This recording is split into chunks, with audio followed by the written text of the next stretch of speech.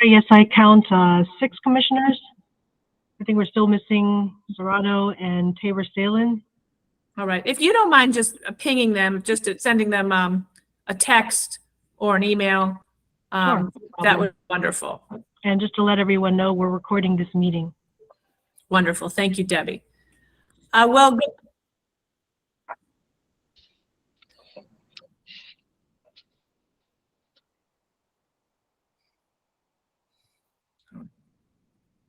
I seem to have.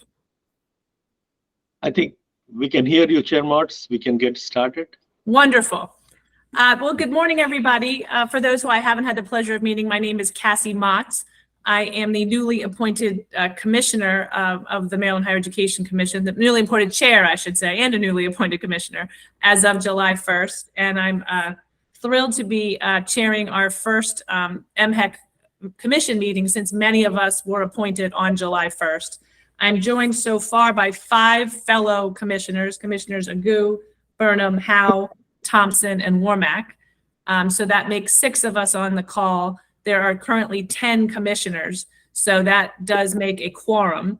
I will say that we don't have any action items today, so I don't know that a quorum is actually needed, but it's good to know that we have one if necessary. You can see that we have a full agenda.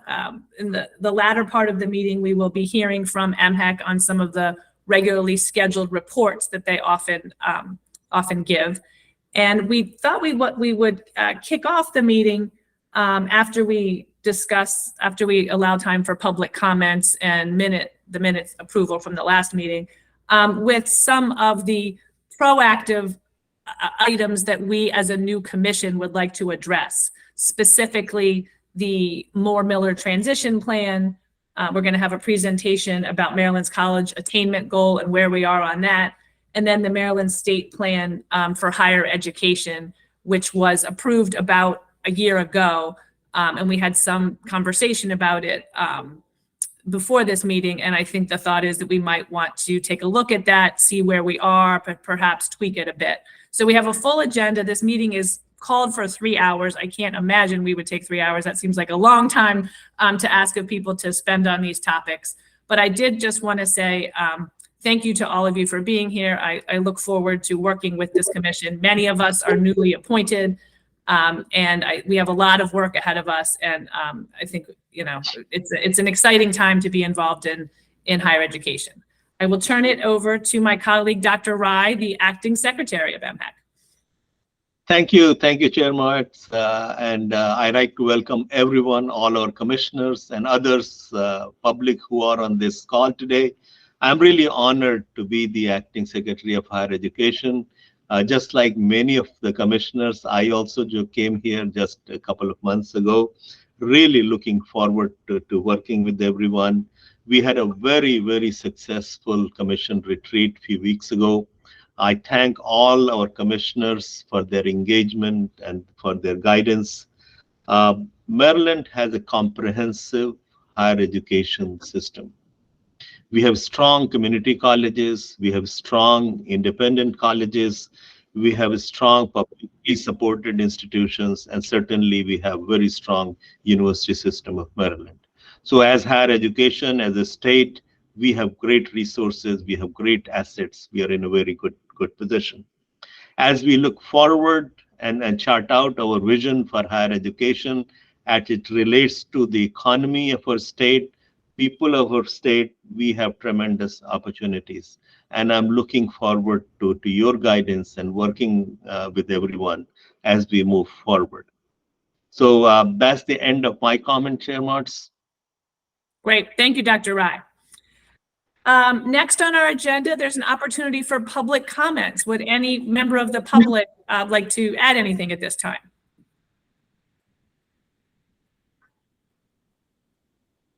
Don't be shy. There are 41 people on the call.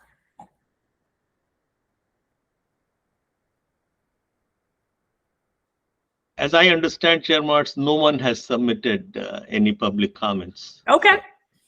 Thank you. Well, we'll move right along then. The next item on the agenda is the minutes from the May 24th, 2023 meeting. Now, most of us commissioners were not commissioners as of May 24th. So in consultation with our Assistant Attorney General, Soma Kadia, who is on the call, we have decided that I'm sorry. Oh, I thought someone said something. We've decided that the video recording of that meeting from May 24th will be constituted as the minutes of that meeting. All right, moving on to our next item, the Moore-Miller transition plan. A lot of work goes into transitioning to a new executive, to a new governor. And there are transition committees formed. Sometimes they are based per agency. Each state agency has a transition committee. Sometimes they are topic-based. For those who've had a chance to look at the transition plan for this current administration, the Moore-Miller administration, this one was based on topic. And there is a very robust transition plan that was developed by hundreds of members of the public across the state. And there's a lot of focus on topics relevant to MHEC, not only higher education, but jobs, making Maryland competitive. And so what I'd like to do with our fellow commissioners is, if you've had a chance to look at the transition plan, it is certainly lengthy. The higher education plan is only part of it, is only a few pages long, but I encourage folks to look beyond the higher education plan at some point, because there are certainly topics that relate to MHEC that aren't specifically in the 5 higher ed topics.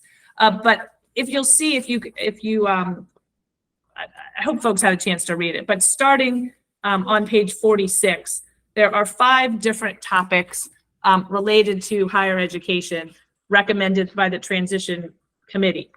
I don't know that we're going to solve any of these problems today, but I really wanted it to be on everyone's radar as we start to think about leading this commission and being leaders in higher ed across the state. And I will just call out the 5 topics in the higher ed transition plan. The first is increasing the number of STEAM graduates by 150,000 in the next 4 years by 2027. The second is creating new pathways to higher education by making the Community College Promise program more accessible. And I think there is work that has already been done in that area. Third, increase the number of opportunities for dual enrollment and apprenticeships. Fourth, leveraging Maryland's world-class HBCUs and public MSIs, that is minority serving institutions, as pipelines for opportunity and incubators of business, and supporting Morgan State to become the first HBCU with R1 status. And then the fifth, it relates to state financial aid, increasing state financial aid funding. So I just wanted to flag those 5 areas of study and further work. You'll see in the transition report, there are specific action items related to each. And I would like to work with the agency, not just the commissioners, but the folks at MHEC doing the work day to day, to make sure that we're paying attention to this transition report, and to the extent that there are action items in the purview of the agency, that we're really focused on that. We'd like to turn over to any of my fellow commissioners. Any thoughts on the transition report, if you had a chance to take a look at it, or comments about how we might go forward executing some of these ideas?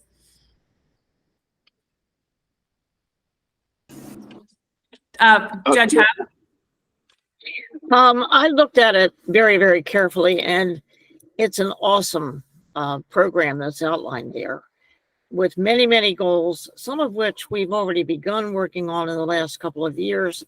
But I'm really looking forward, as we move along, to have a real concentrated focus, particularly on student involvement and getting them money enough to go to school, be it a trade school that we have under our purview, or a community college, or a 4-year institution.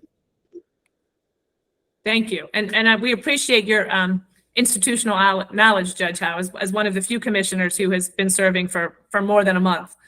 Right. Sorry, Commissioner Agu. No, I very much align myself with my fellow commissioners' comments. I'd say a few things. I think one of the things that I think these goals necessitate are number one, and we talked about this with the governor's team, increased coordination between MPAC, Department of Labor, Department of Commerce to make sure that we're hitting at the same economic goals in terms of jobs that are needed, so on and so forth. Right now, I think we'd all agree we have some work to do. I think across Maryland state government to make sure we have that coordination. But the state workforce plan, the state higher ed plan, all these things are aligned. I think two, one thing that on the workforce side that is a common desire, particularly from employers, is having a clearer sense of the outcomes that are attached to specific higher ed programs, meaning we have a number of, I'll make it up, welding certifications in the state of Maryland. It would be great to know which ones are actually leading students to actual jobs, and that actually are beginning to be indicators of quality. So how do we begin to help the economy understand what's happening within higher education? That can at times be a fraught topic, but I think it's one that's really important. And I think if we're trying to hit the economic goals, I think for the economy to really be aligned with higher education and vice versa, the outcome piece and having that be clear to everyone, whether it be employers, students, parents, is also going to be really important. So that additional need for coordination, as well as that need for more outcomes data available to more people, I think it's going to be part of the kind of nuts and bolts of how we get some of this done. But I very much agree with the robustness of the document, and it gives us a lot of work to do as commissioners and as a system overall. Excellent. Thank you. I would note that Commissioner Dukes, who couldn't be with us today, was the leader of the higher education portion of the transition report, and she did an excellent job. Other thoughts? Commissioner Serrano. Yeah, so I agree. I think there's the one thing I would say about the document that at least for the higher ed section, is the, I don't know how to say this, I don't see enough focus on the equity part of it. I don't see enough focus on Latinos and Blacks. It's obviously when we talk about increasing the number of folks in the different priority areas, it's easy to go for the low hanging fruit and focus on the white and Asian students. But Latino and Black students have traditionally been just under-enrolled, undergraduated, and I think there just needs to be a little bit stronger focus on that. I don't want to revise this document. I think it's a great document, but I think there's just a couple of things I just want to looking at more of the text of it. I don't see a deeper dive into this area. I know it's a whole, I think looking at that from that standpoint of equity, I think you're going to start looking at it is going to change, I think, our focus a little bit. So I very much appreciate those comments, Commissioner Serrano, and I think we will have an opportunity both later today when we talk about the Maryland State Plan for Higher Education, which is statutorily required, about making some tweaks to the one that was issued last year. Certainly, we'll talk about that later in this meeting, and then, of course, in the months and years ahead. So I think your comments are very well taken. Commissioner Burnham. Thank you, Madam Chairperson. I hesitate to say anything at all at this point. I've only had a chance to look at this document as well as the others that were sent to us very briefly. But it appears to me at this point, based on that very, very brief look, that the document could say more about higher education generally. And I guess this relates to Commissioner Serrano's comments just now. I was looking or expecting to find a little bit more about higher education generally. I really appreciate the focus on the HBCUs and the roles that they play in higher education, and the emphasis being given to Morgan State to reach R1 status. But I guess I think that the state can benefit greatly from expanded opportunities and greater effectiveness at the 4-year success level. And so as I look at it, I'll be viewing it from that lens and seeing if we can tease out a little bit more than I saw just on this, based on this initial very brief review. Thank you, Commissioner Burnham. You're talking about retention and graduation rates And Success connected to generally, yes. well-paying yes, jobs. for all students. Yeah, and with a particular focus lens on equity, as Commissioner Serrano has pointed out. Your On comments are well. equity, yes, and general success for all Yeah. students. Thank you. Other thoughts on the, Commissioner Thompson? I think you might be muted. Yes, thank you. Thank you very much, Madam Chair. I agree with what was mentioned by Commissioner Burnham as well. The overall retention rate, I think, is important. And we had some conversation about this, I think, at the last meeting very briefly. But additionally, I would be interested in knowing what are some of the latest results from the commission that came up for each of these points to kind of give us a little more history of where we got to this. That would be very helpful for me as we move forward. Thank you. Thank you. Commissioner Warmack? Good morning, fellow commissioners and Chair Mott. I appreciate the opportunity to receive the report, and I didn't get through the whole thing, but I got through the education and higher education sections. And I just want to emphasize, we heard this during our retreat. The financial barriers are a major problem, right? And are critical for students to succeed in higher education and beyond. And it also drives our workforce. So I looked at the report and I noticed that, the top item here, or one of the top items, is improving our financial aid to students. And we know that students are more in need than ever before. So I want to emphasize that, as we heard the presentation about scholarships and things, that goes hand in hand with the goals of all the other 3 or 4 goals that are laid out specifically highlighted in this report. And that's something that as a body, we should really help to support the secretary and his team on making sure that students have the monies they need to succeed. It is a major barrier. It's why students drop out after their first year and their second year. So I think that should be I would put that forward for the commission to consider, that is a major high priority for all of us to pay attention to and to support in this, in the governor's plan. I completely agree. Thank you, Commissioner Warmack. Any other conversation on the transition report? All right, well, we have a lot of work ahead of us in partnership with our colleagues at the agency, and we will certainly be following up. The next item on the agenda is a presentation and discussion by the MHEC staff on Maryland's college attainment goal, which was set some years ago. And we'll be getting an update on how we're doing. And I think Dr. Rai or Dr. Dow will be leading that discussion.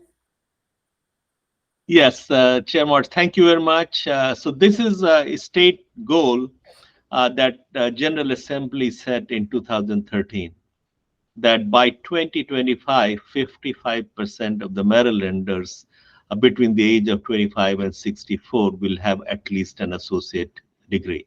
This was based on the economy and realities of a state at that time, and Maryland was one of the first states to set this type of goal nationally.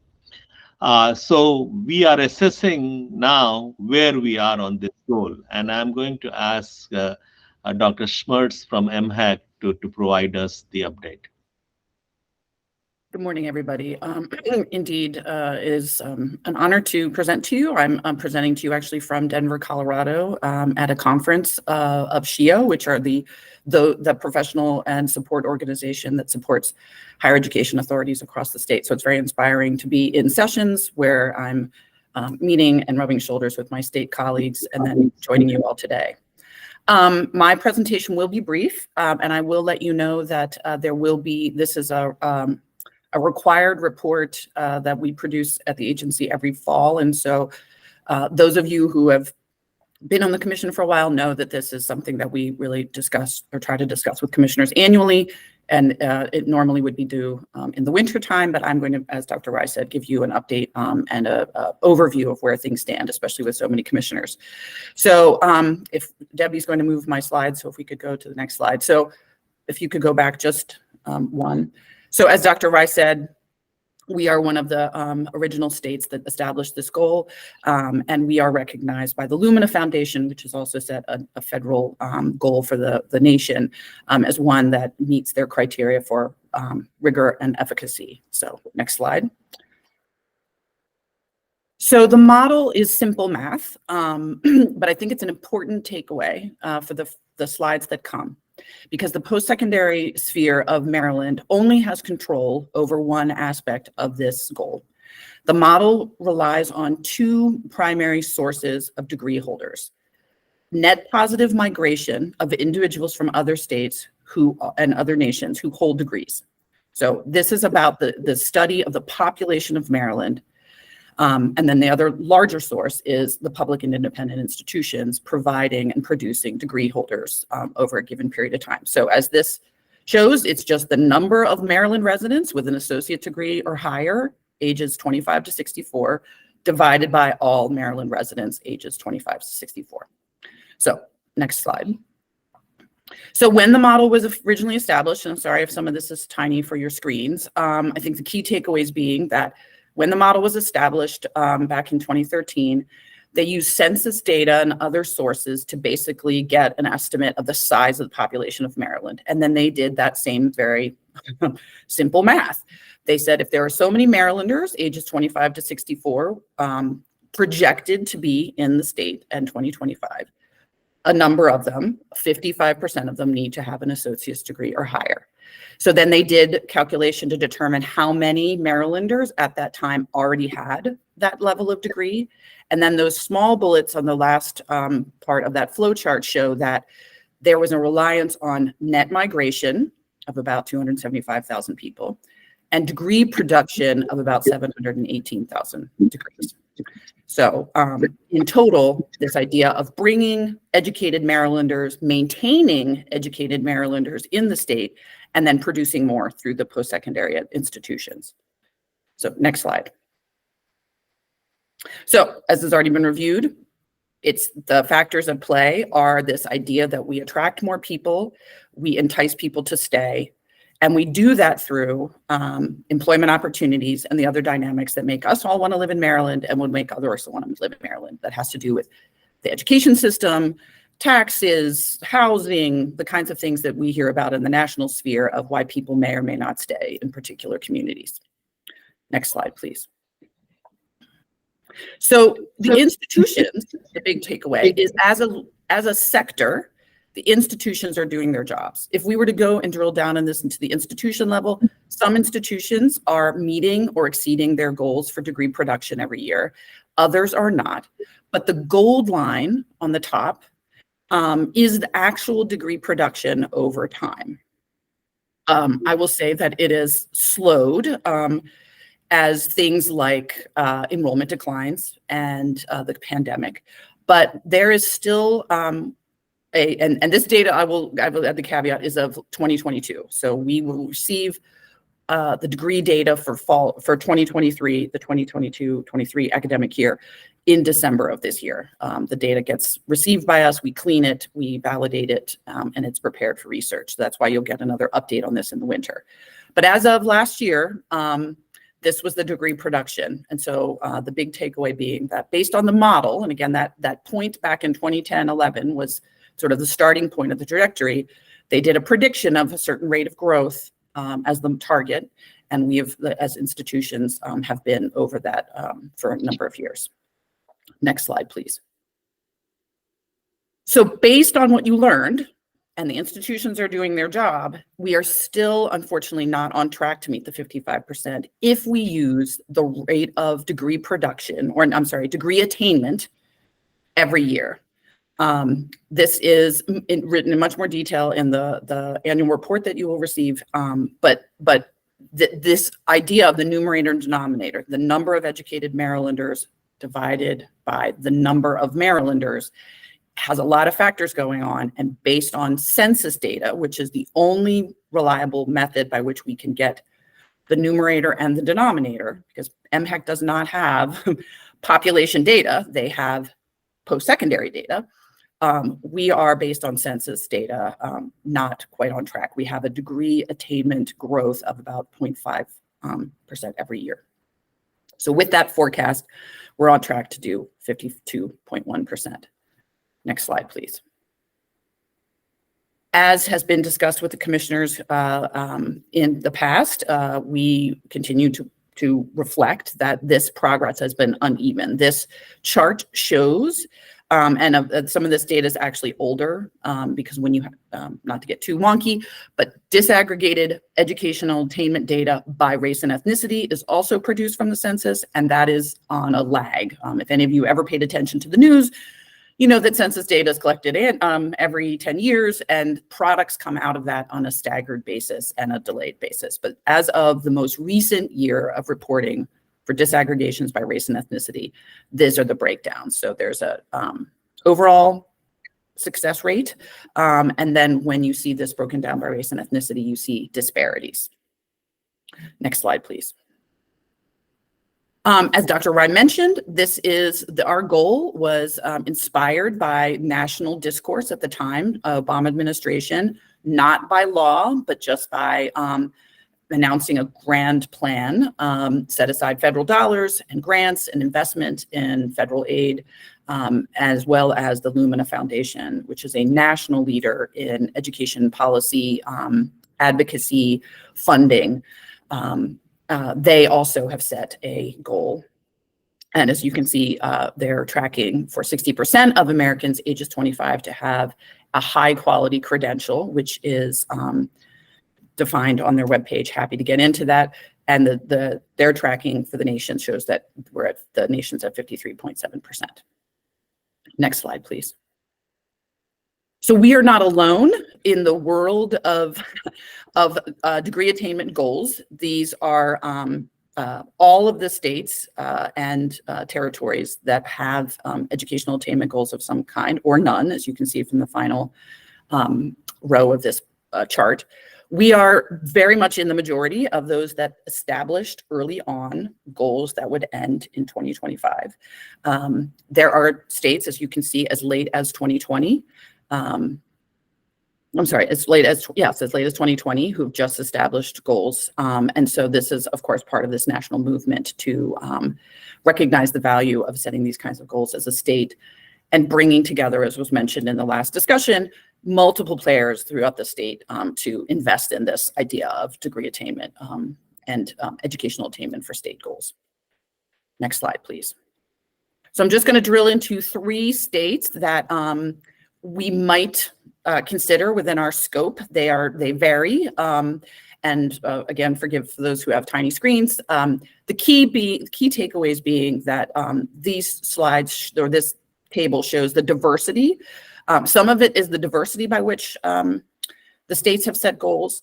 I think the key takeaways being in comparing Massachusetts, Pennsylvania, or Texas to us is a couple key things. One, my research shows that these states do not establish these solely through their state higher education authorities, but it is part of a larger gubernatorial or state wide goal or discourse. Massachusetts, for example, the governor made a declaration of this priority. The legislature made this declaration of priority. They received from Lumina a multi-million-dollar grant to move this forward. And in fact, you will see from this bottom row that a common element of these states, that in particular, is that external private philanthropic investment helped move them forward with some aspect of their goal, whether it be communications about near completers. It could have been working with the institutions to leverage the resources they have to bear. If I'm going to save the question until I'm done with this slide. With Massachusetts, they got a initial grant from Lumina and then another multi-million-dollar one because it was part of a larger equity goal, which is another part of Lumina's kind of umbrella of funding commitments. Anyway, I will take the question at this point. I'm so sorry to interrupt. I have a quick question. I know Lumina well. Have we received a grant from them or someone like them towards this work? Not that I know of. Not no. yet. I have been with the agency since 2015, so I was not around for the inception of this. My understanding is that I have no evidence that there was ever any Lumina investment. In fact, no, I don't have any evidence of that or other private philanthropy. But Commissioner Agu, to your question, Dr. Rai is in conversation with Lumina. So this is something we're hoping to do. Isn't that right, Dr. Rai? Absolutely. I'll talk more about it in the next stage. Yes. Excellent. Thank you. Sorry to interrupt. No, it's okay. No, we love the participation. Was there another question, Commissioner Wormack? Yeah, I just wanted to jump in. Quick question. Sure. Florida has a major plan. Do you have any information on Florida by chance in this presentation? I do not. Okay. Okay. Yes. As you can see from the previous slide, we're not alone in this, and I chose 3. I'm happy to learn more about Florida if there's something that you would. Okay. Yeah. No. I just wondered if you had any data on Florida, because I know they have a major plan. I don't know if they've received Lumina Foundation funding, but they definitely have a huge plan to move their students. They're beginning baccalaureate programs at community colleges. I mean, they're really moving it forward. So I just wanted to know, but I'll go look it up in the state reports. Thank you very much, Barbara, for a great report. Sure. Commissioner Serrano and then Commissioner Thompson, please. Yeah, so mine's just a quick question. On the comparisons from state to state, like, do the states, are metrics that we're using from like the census and like, I'm assuming like American Community Survey, are those metrics being used the same as from state to state? Are we using the same methodology as they are? I would imagine so, unless they have an entity within the state that both collects the details of the entire population and their educational,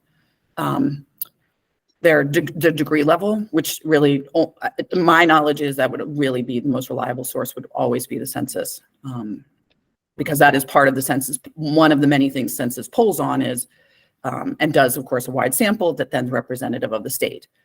So I have every reason to believe, and in fact, Lumina uses the census data for their national goal. And so I would imagine there is not a state we're all using the same tool. Okay, cool. Commissioner Thompson? And then Commissioner Tabor. Thank you very much for the great information.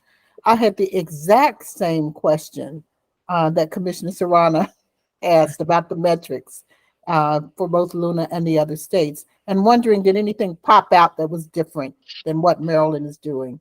But you've answered that. Thank you. Commissioner Tabor? And I had a similar flavor of question, it sounds like, to my fellow commissioners. So feel free to let me know if this is redundant. But I have read that there's been some talk in some of these states of including certificate holders and certain types of certificate holders in the calculation, and was curious if you've done an analysis of which ones are considering it versus which have done it. And I see Secretary Rai smiling, so eager to hear more. Just wait a little bit. We are coming to that as well.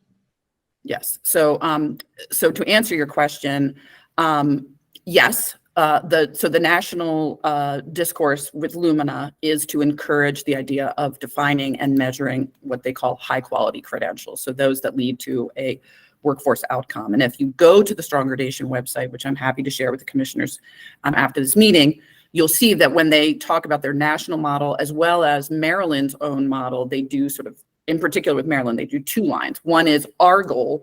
One is how would we do if we added a high quality credential?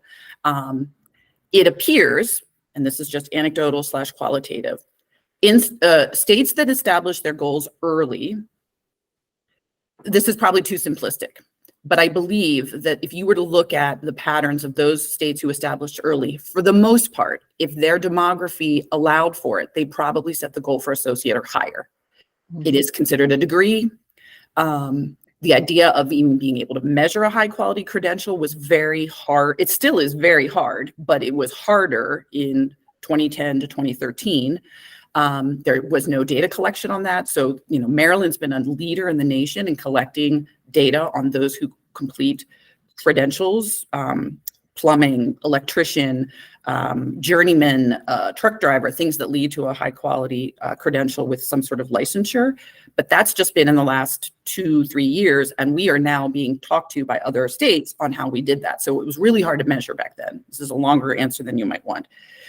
So I don't want to, as Dr. Rice said, I think we'll get to that. So to answer your question, some states are doing it, others are not. And I think that had to do with both the universe of their state and sort of the tenor and discussion about post-secondary credentials at the time. I think that these kinds of credentials have gotten a lot more value within states as a real engine for economic mobility for people. So I'll leave it at that.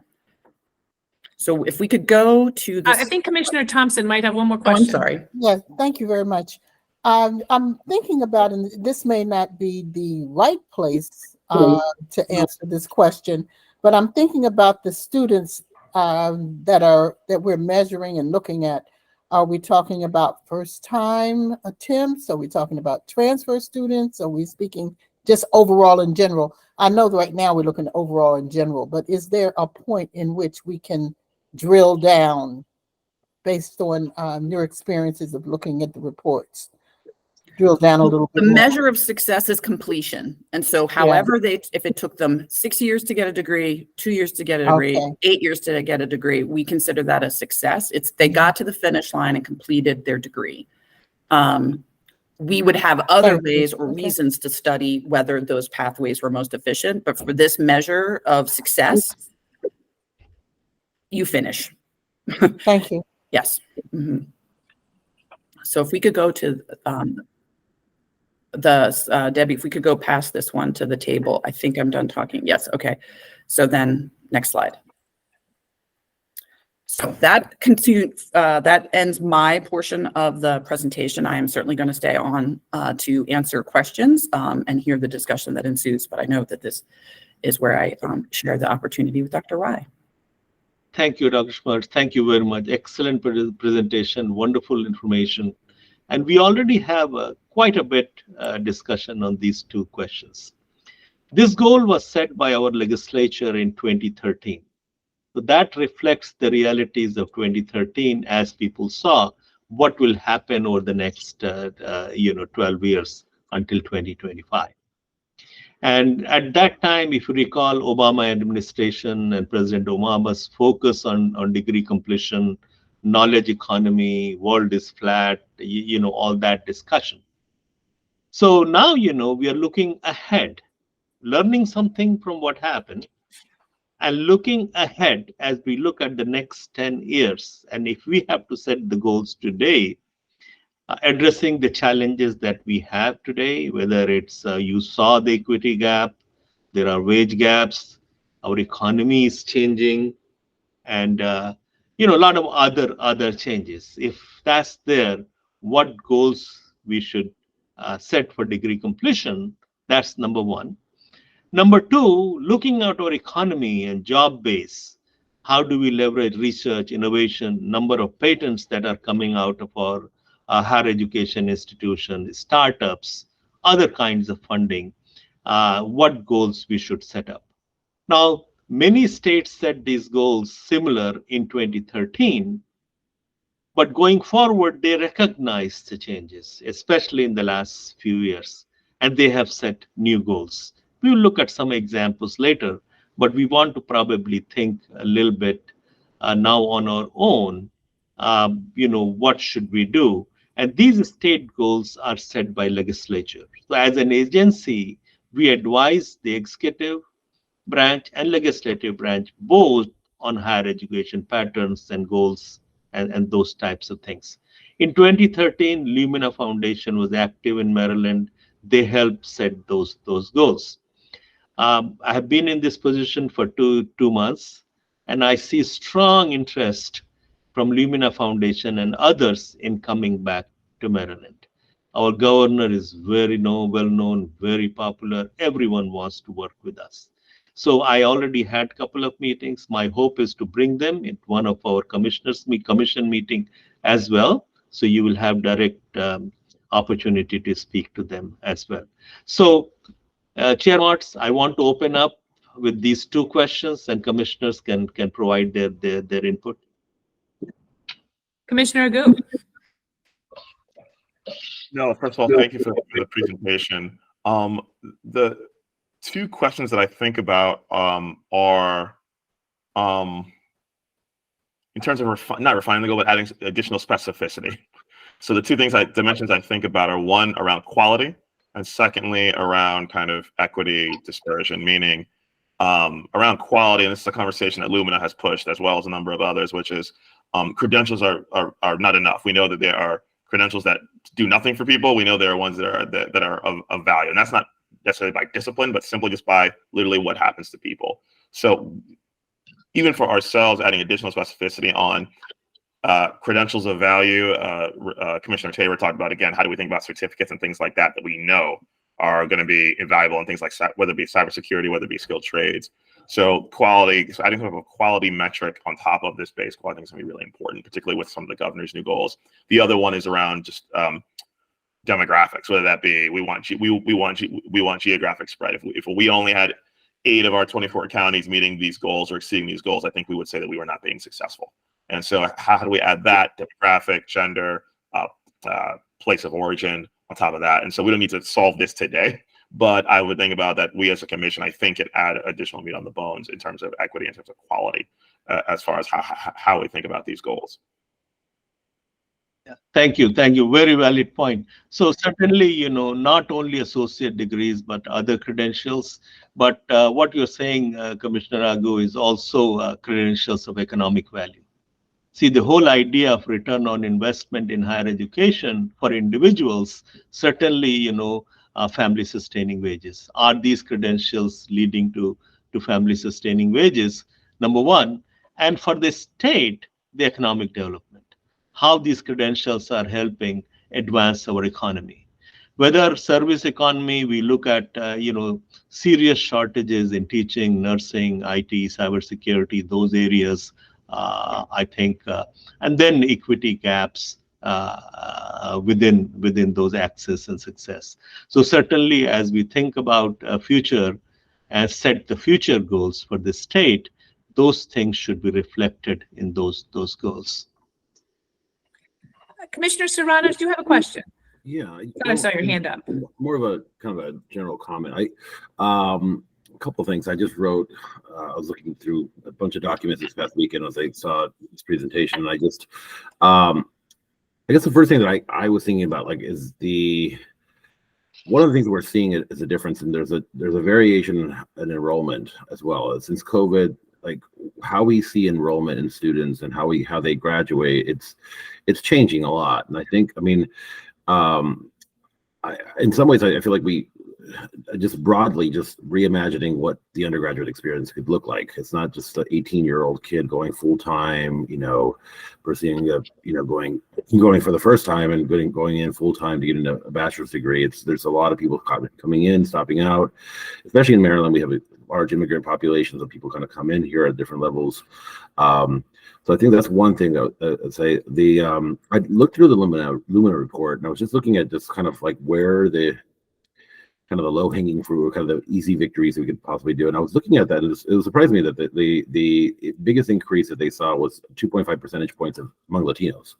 I was like, oh, that's promising, that we could see in certain. I think it was in Arizona, they were citing an example of how certain efforts that they did there and I was like, well, we could easily do that here. A couple ideas that just came to mind is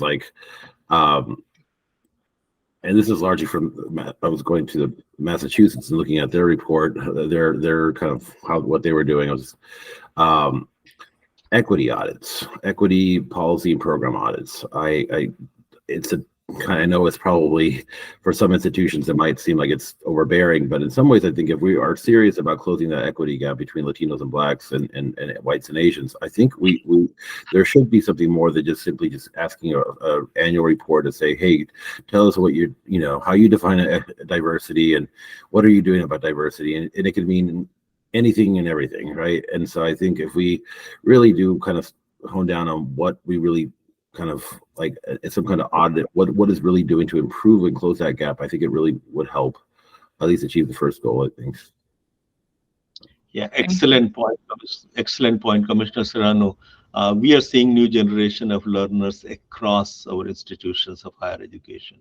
We are seeing increased number of first generation learners, first generation immigrants, and diversity of our institutions is changing. And you see some of the gaps that you saw in the earlier report that also reflects similar patterns. Any other questions or comments? Thank you, Dr. Schmertz and Dr. Rai. Excellent presentation oh, Commissioner Burnham. Thank you. I just wanted to add that I think the goals are broad and comprehensive, and at this point, I don't see any that that need to be added or taken away. Thank you. What can MHEC do to? I'm sorry, sir. Go ahead. I asked myself, what can MHEC do to increase our likelihood of meeting these goals? And so that's really where I think we can make a difference. We can use sort of the bully pulpit that we have in a way that encourages those institutions with whom we work across the state to be more cognizant of these goals. And as they plan for their futures and changes that they want to make, incorporate the ones that we think are really important for the state into their planning preparation and so forth. So I think that's one area that we can focus on. Thank you. I completely agree. Commissioner Agu. Sorry, I realized I did not read both questions. And actually, the second question is actually, I think, important, but I think in some ways a little distinct. And this is, I think, actually a bit of another region between MHEC and a number of our higher ed institutions, which is, you know, our higher ed institutions produce patents, IP on a regular basis, and are a huge part of the startup ecosystem. It's a little unclear kind of who sits on top of that, whether that be an MHEC, whether that be University System of Maryland, whether that be a TEDCO, a MEDCO, so on and so forth. My gut is that sits amongst us, but I think this is a place where we should lead. We don't have our colleague from Hopkins here, but I think that, but I think coming up with ways that we can make sure, I'll say it this way, that we produce the innovations, that someone from Maryland creates the company on the innovations and then hires Marylanders to do that, is part of that first point about bringing people to the state, because I think it's a very important part of the presentation of it's about who we have here, who we grow organically, and also who we can attract in. So I name this is a piece that you don't see in a lot of state higher education plans in terms of how do you marshal that and grow that IP that every higher institution creates. I'm looking at former President Burnham, Bowie State does a ton of this, and how do we make sure that we're helping that along the way to attract people in? So I think that's a place that we should not cede or leave to others, because actually I don't think anyone really owns it across state government. Yeah, and absolutely great point.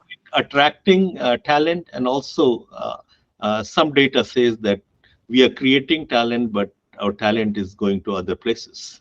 So keeping the talent here is also important. I think this discussion is a perfect segue into our next agenda item, which is the Maryland State Plan for Higher Education. I will note that we at MHEC are statutorily charged. Maryland State Law and Education article requires MHEC to, in consultation with others, to develop and periodically update this state plan. And I'm looking at the statute here that talks about really three things: the present and future needs for post-secondary education and research. Second is the present and future capabilities of the different institutions and segments of post-secondary education. And third is long-range and short-range objectives and priorities for post-secondary education. So this is, again, statutorily required. And I think that this has been a really healthy conversation about how do we, as commissioners and as staffers at the agency, a 70-person agency, marshal these ideas, make a meaningful plan, and then work with our partners in higher ed and in other places to try to see that these plan is executed upon. As we know, the prior commission in June of last year released a plan, which I think Debbie has put up on the screen, focused on very important goals: access, equity, innovation. And I think that student success, how the state's looking coming out of COVID and higher ed, and I think it's a very good starting point. And we may want to consider as a commission looking at this existing plan that was just updated a year ago and adding in some of the ideas that we've already talked about today. We may want to consider updating the plan, not today, but in the future, with an eye towards some of the things that we've already talked about today. And then the key is going to be, how do we partner with higher ed and the rest of the state and the business community to try to execute on this plan? So I don't know if any commissioner, and we've been sort of talking about this all morning, but Commissioner Agu or Commissioner Burnham or any of the other commissioners, anything else you want to say about this topic and the higher education plan as it exists today? Yeah. No, I think everything you said is right. And at least from our retreat, what became clear to me was that this is one of our levers to actually push the system, in terms of, this is a thing that does have to be looked at, respected, planned around by all the institutions that we talk about. We talk a lot about the decentralized nature. This is one of the tools we have to align with, and I think we should not overlook this opportunity. So I agree. Any other thoughts, Dr. Rai or any of the other commissioners, on the education plan? So what I wanted to show, Chair Martz, not the state plan for higher education. Certainly, we need to come back to this and we need to refresh this. But looking at 2013 goal that legislature set, what kinds of suggestions we should give to legislature to set new goals? So here I wanted to share with you that a lot of good work is happening across the nation. The one that has gotten little attention is from the state of Texas, and I wanted to briefly share that plan with you. So this is the Texas plan. So number one, attainment of post-secondary credentials, 60% by 2030. So 60, can we go to, yeah. So 60 by 30, 60% by 30. And as you discussed, they are talking about including not only associate degrees, but other credentials that are meaningful. So certificates and other things as well. So their goal is, again, 60% between 25 and 34 years old. The working age will have a certificate or other post-secondary credentials, number one. And this came up in your discussion. Several of you kind of touched upon that. Their second goal is post-secondary credentials of value. Think about that. Commissioner Agu, you touched about quality and other things. This goes in this. And their target is not in terms of percentages. They're saying they will produce 550,000 credentials every year. And 95%, and this goes, second one goes to Commissioner Wormack's suggestion of financial barriers, that 95% of these students will graduate with no undergraduate student debt or very little undergraduate debt. So ROI on education, you get a job, family sustaining job, and you don't owe a lot of money, right? So that's a wonderful, wonderful idea. The third one, this goes to aligning education and economy, not through talent, creating more jobs, IP, startups, attracting more companies. So they are talking about how many PhDs they will award, or $1 billion in private or federal research expenditures by 2030, increased by 1 billion, because 1 billion is not a lot of money in research these days. Go to the next one. And their equity agenda is extremely important. Talent-rich state. But again, breaking down the data based on gender, ethnicity, income, and geography also. I think Commissioner Agu talked about all counties, not just few, making progress. And then, if we do not advance our higher education goals equitably, we can't achieve them. Pretty clear. That arithmetic dictates that in many of our institutions, we have minority majority. If 60%, 70% of these institutions have students of first generation or students of color, if they are not able to achieve these goals statewide, arithmetically, we will not reach goals. So equity is fundamental to everything we do. So these types of goals are set by the legislature. And our agency provides advice to executive branch and legislative branch both. And again, this work was also done with support from Lumina Foundation and others. And, we are in conversation with them as well. And we'll be working with them, and we will be thinking about not just doing exactly these goals, but what's more relevant for Maryland. But there are fundamental ideas. There are good ideas here. And I think that we need to look at them, and we need to start leading the nation in this work. So we are starting from behind a little bit, but I have every reason to believe, given all of you guidance and other assets in the state, we can quickly catch up, and we can also get ahead. Thank you. Commissioner Wormack and then Commissioner Agu. Thank you, Chair Motz.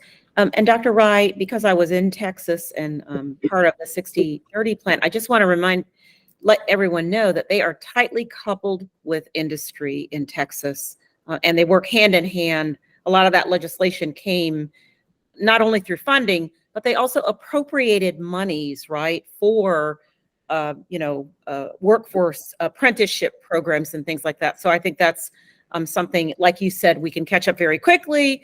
We just need to get that support and move that forward with our legislature, through you, of course, Dr. Rai, and others on this call. Thank you. Commissioner Agu? Sure.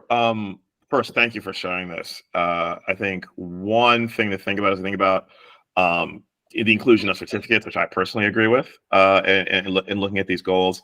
The rise in apprenticeship, which particularly with the federal administration, which I've experienced with, that is going to become a bigger part of the conversation, particularly as you think about skilled trades, which are a big need across many economies.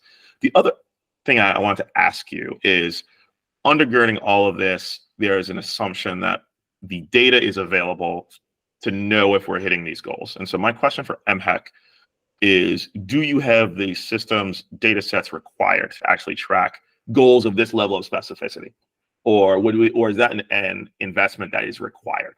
Because that could be frankly a legislative recommendation. Hey, we need to invest in certain types of data systems or people to track this. But I'm curious, how far are we or close are we to be able to track these types of indicators on a regular basis? Is Dr. Schmertz with us? Okay, so let me say this. Yes. So we have a reasonably good data system between Department of Labor and we have MLDS as well. But there will be gaps. I think this is important for us to do. Whatever gaps are there, we will see how to address those gaps. That's not the only thing. I mean, you see, if we set this kind of goals, number of other things will be needed. Dr. Wormack touched a little bit about funding. We spend a significant amount of funding in higher education. So the idea is, if this is our priority, how is that funding addressing these priorities, and how do we support those priorities? So setting up the goals, then identifying how do we reach those goals, what are the funding issues and other logistical issues in getting there. Being just a little bit behind these states in some ways is helpful, because they're sorting out those challenges as well, and we will learn from them too. Dr. Dow, you have a comment about that. Sure. You pretty much, Secretary, has shared what I was going to share. We collect, I would say, a good majority of some of this information, but we also lean heavily on the Maryland Longitudinal Data System Center, which combines K through 12 data, higher ed data, and workforce data. And they produce a variety of reports that speak to things like living wages, job production. We work very closely with them to produce reports for our agency around, do students stay in the industry that they started off in? What do they look like? So MLDS is a great partner, and that's how we team up with Department of Labor. The other thing that I would want to share with you is, as an agency, we are working to collect high quality data on non-credit programs, which often are these certificate programs. So a few years ago, we embarked on a completer collection for non-credit programs at community colleges. We're in the process of doing a pilot collection on enrollment for non-credit students. And then the third step, which will probably happen in the next year or two, is looking at our private career schools. Right now, we do not collect data that is reliable to share with MLDS around students that complete a cosmetology program at a non-degree granting institution.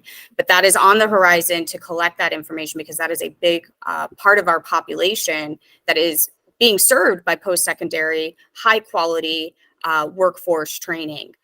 So just some highlights of where we are on those collections. I mean, I will say, looking at other states, Texas, Colorado, other Indiana, who generally we would consider leaders, that has been the hardest part, which is the non-degree outcome piece. What happens to those people? Where do they end up? What were the demographic breakdowns?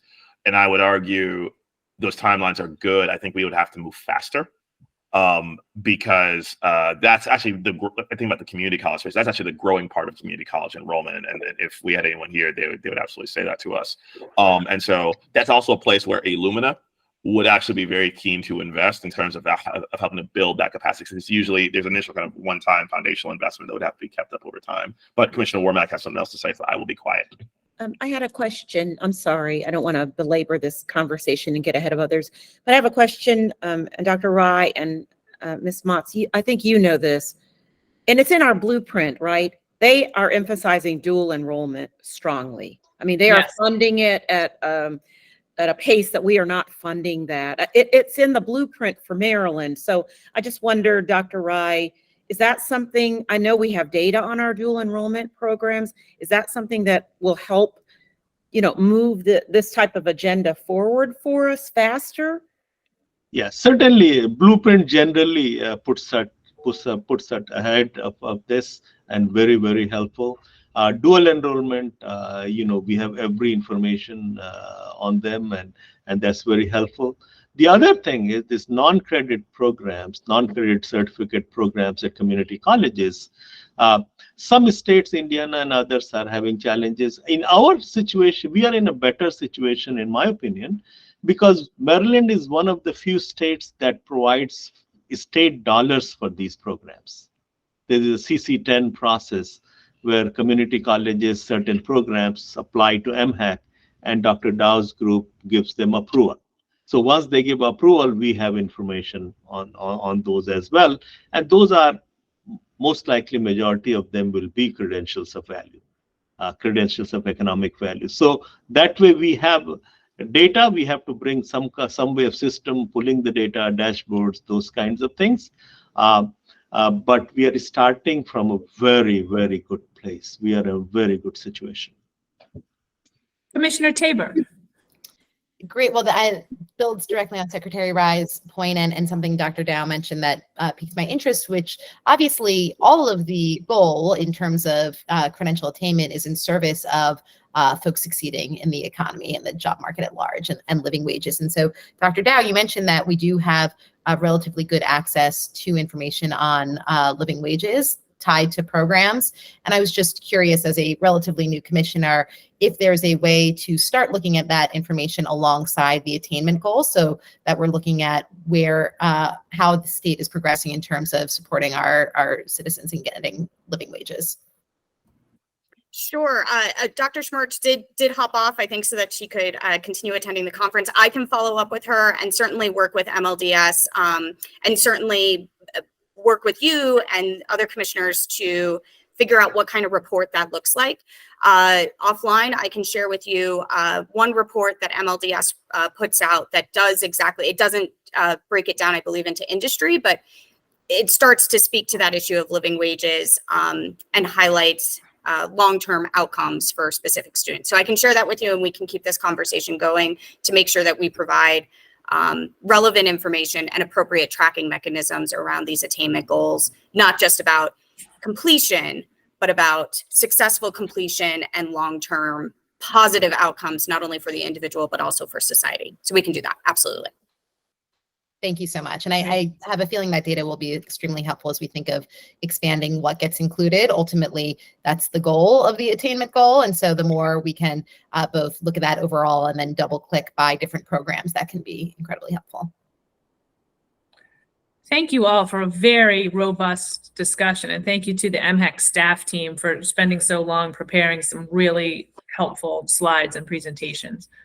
We're about an hour into our meeting, and really the second part is going to be presentations on these reports from Dr. Dow's team in the Department of Academic Affairs.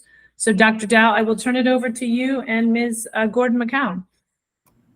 Absolutely. Thank you. And thank you, commissioners, and thank you, Chair Motz. I am just going to turn this over to Trish Gordon-McCown. She is our Director for Academic Affairs. For the commissioners new, these are biannual reports that we produce for you every 6 months. They used to be quarterly. We've moved them to biannual because then you can get a broader range of what's happening in terms of compliance, approvals, and ensuring that our institutions are doing what they're supposed to be doing. So I turn it over to Ms. Gordon-McCown to walk through. So what we'll do is we'll walk through each report. After each report, open it up for any questions, comments, or concerns, and then move on to the next report. So Trish, thank you. Good morning, good afternoon, everyone. Can everyone hear me okay? Yes. Great. So we're going to start with the first biennial report that starts on page 1 of your book, in case you're following me in the booklet. Many people like to follow along, so I just want to make sure. I'm going to go over some high-level information and then drill down on a few points, and of course, definitely ask questions. These reports are pretty intense, and so if you would like to, we're going to present these twice a year. We can always revisit certain detail, or let me know what is more helpful for you going forward, because I know a lot of you are new, and it is quite a bit of information. Thank you. So our first report is from the private career school team. This is our career and workforce education. And as I hear a lot of comments today about workforce and education, this team really addresses many of those issues on a day-to-day basis. The career and workforce education team looks at our private career schools, our non-degree granting institutions in the state. They are following regulation under 13B0101 for those of you who love to dig into COMAR. This team consists of 4 full-time members. It's led by Mr. Eric Jackson. So just how these reports are generally set up is we will give you a summary on page 1, so you'll know for the first 6 months of the year the work that the team has done. Please don't assume that the number means less work, more work. A lot of time there's a lot of devil in the detail. With the private career school unit, they had 123 actions for the first half of the year. That's from January 1st to June 30th. The majority of that work does come from our new school applications, and also from before we get to the new school applications, we take in a training provider questionnaire. That training provider questionnaire is something that reviews the proposing institution's training to determine if they do need authorization by the commission, by the Secretary of Higher Education, to determine if they do need approval. If they don't, or if it's not regulated by the state. There are many forms of training that individuals will propose, but we will work with them and let them know what's the next steps depending on the type of training that they're offering. So a lot of their work with these 92 training provider questionnaires is really working one-on-one with the applicant and determining what they're really proposing. If they are currently operating, which of course we know that they shouldn't be, we're really trying to gauge what the individual is proposing and how it falls within our regulations, or if it does not. So as we go through the rest of the 19 pages, don't let that scare you. It's really not 19 pages.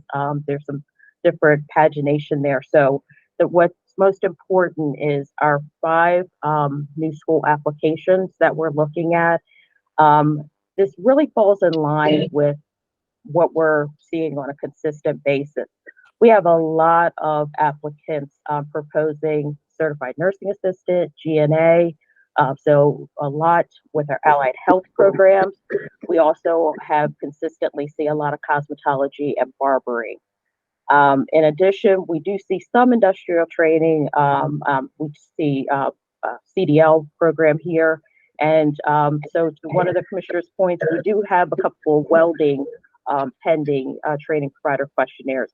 But a lot of this is typically what we see. We'll go at the end of this report, I'll go over some of the training provider questionnaires that have received a determination, and that'll give you a really good view of the landscape of what we see on a day-to-day basis as we're reviewing for potential new applicants. Can you scroll that? Yes, Commissioner. So quick question. Okay. Quick question. In terms of approving new schools, to what extent is kind of economic demand factored in there? And if that's going to become too later, I'll wait. So it's a very big part. Actually, part of the application looks at the market demand. So if an applicant is proposing training in Central Maryland for CNA, GNA course, we do look at the demand. We also look at the number of existing institutions that may already be operating in that space, because we want to be sensitive to competition. We want to make sure it's healthy.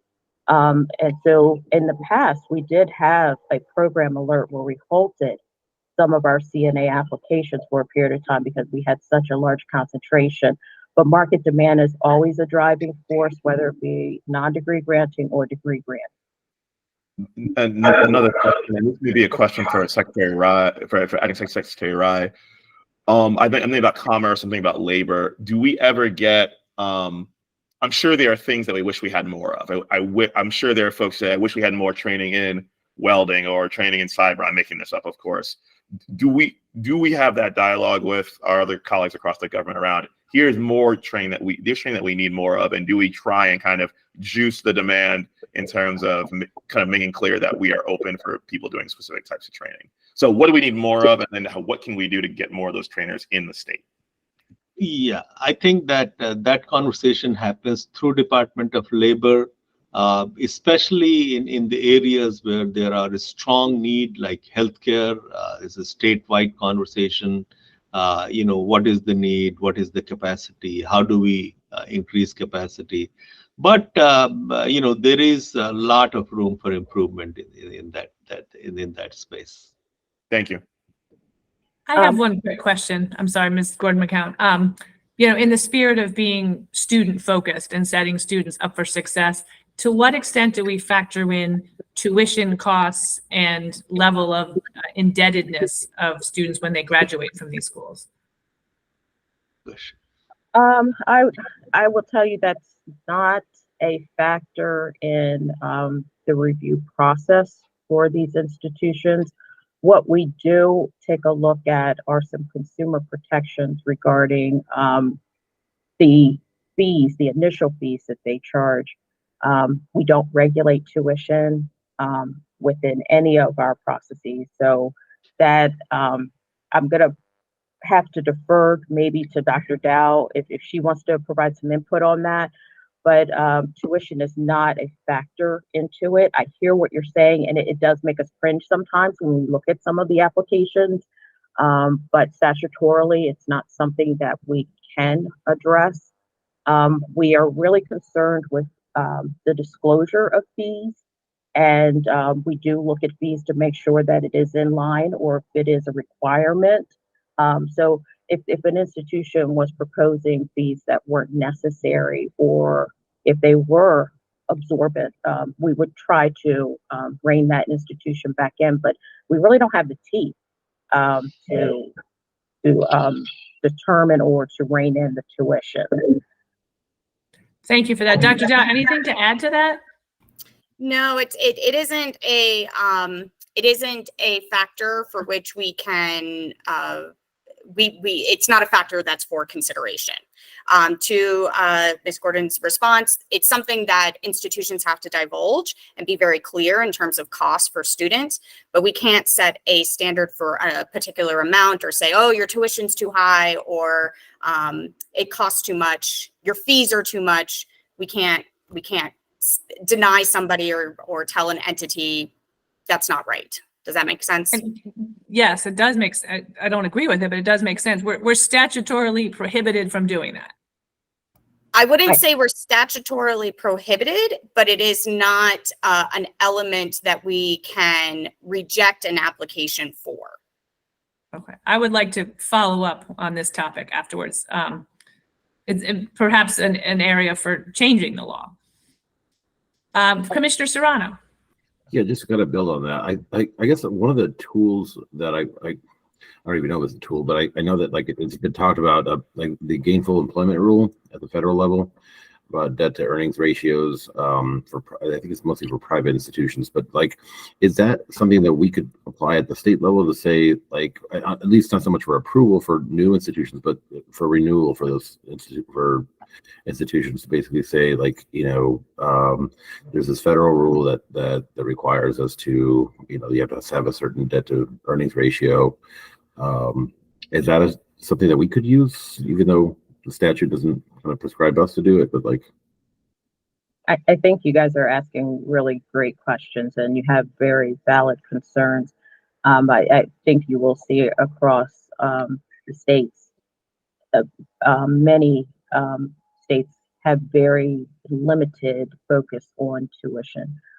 Within the state of Maryland, even with our degree granting institutions, that's not something that we can or we regulate. So respectfully, I definitely hear what you're saying, and maybe we can have a discussion about our consumer protections that help to keep that reined in, meaning the refund policies, the fees that we talk about that they're charging, scrutinizing why they're charging, and also for private career schools, they have to make sure that individuals have the opportunity to purchase items on the open market if it's available, so that they're not isolating the individuals to only having to purchase from them for certain types of equipment.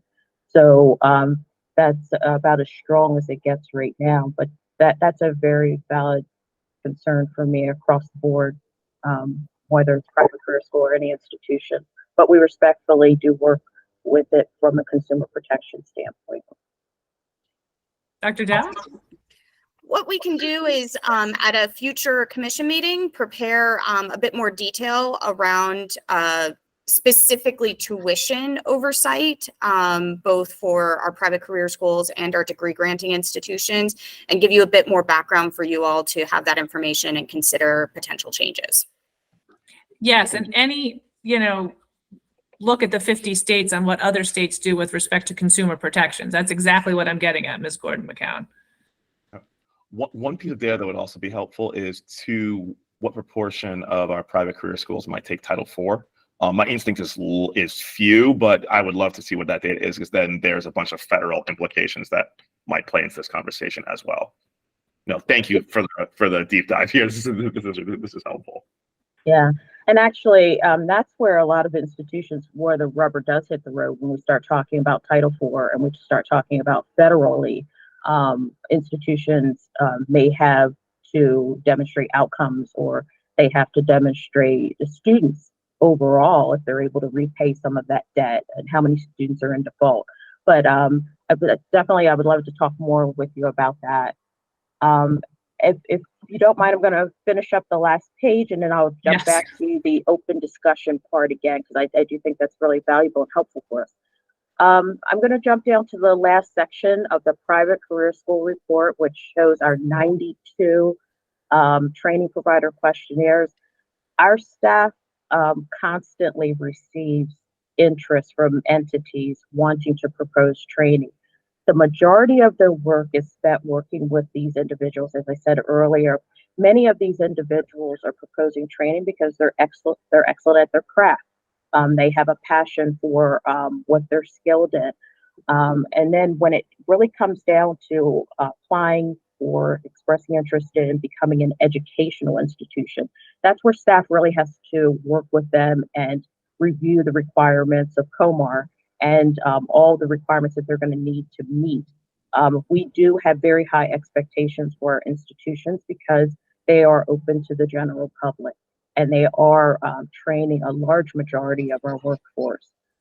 We have over 18,000 individuals last reported that were involved in private career schools. So this is very, very much the heart of what this unit focuses on. There are 2 analysts that really do the majority of this work. I know that they are deep in the trenches of trying to develop each and every one of these applicants. So again, our highest concentration is in our allied health. The next is our cosmetology, barbering, and then followed by real estate. So we have quite a few real estate proposals as well.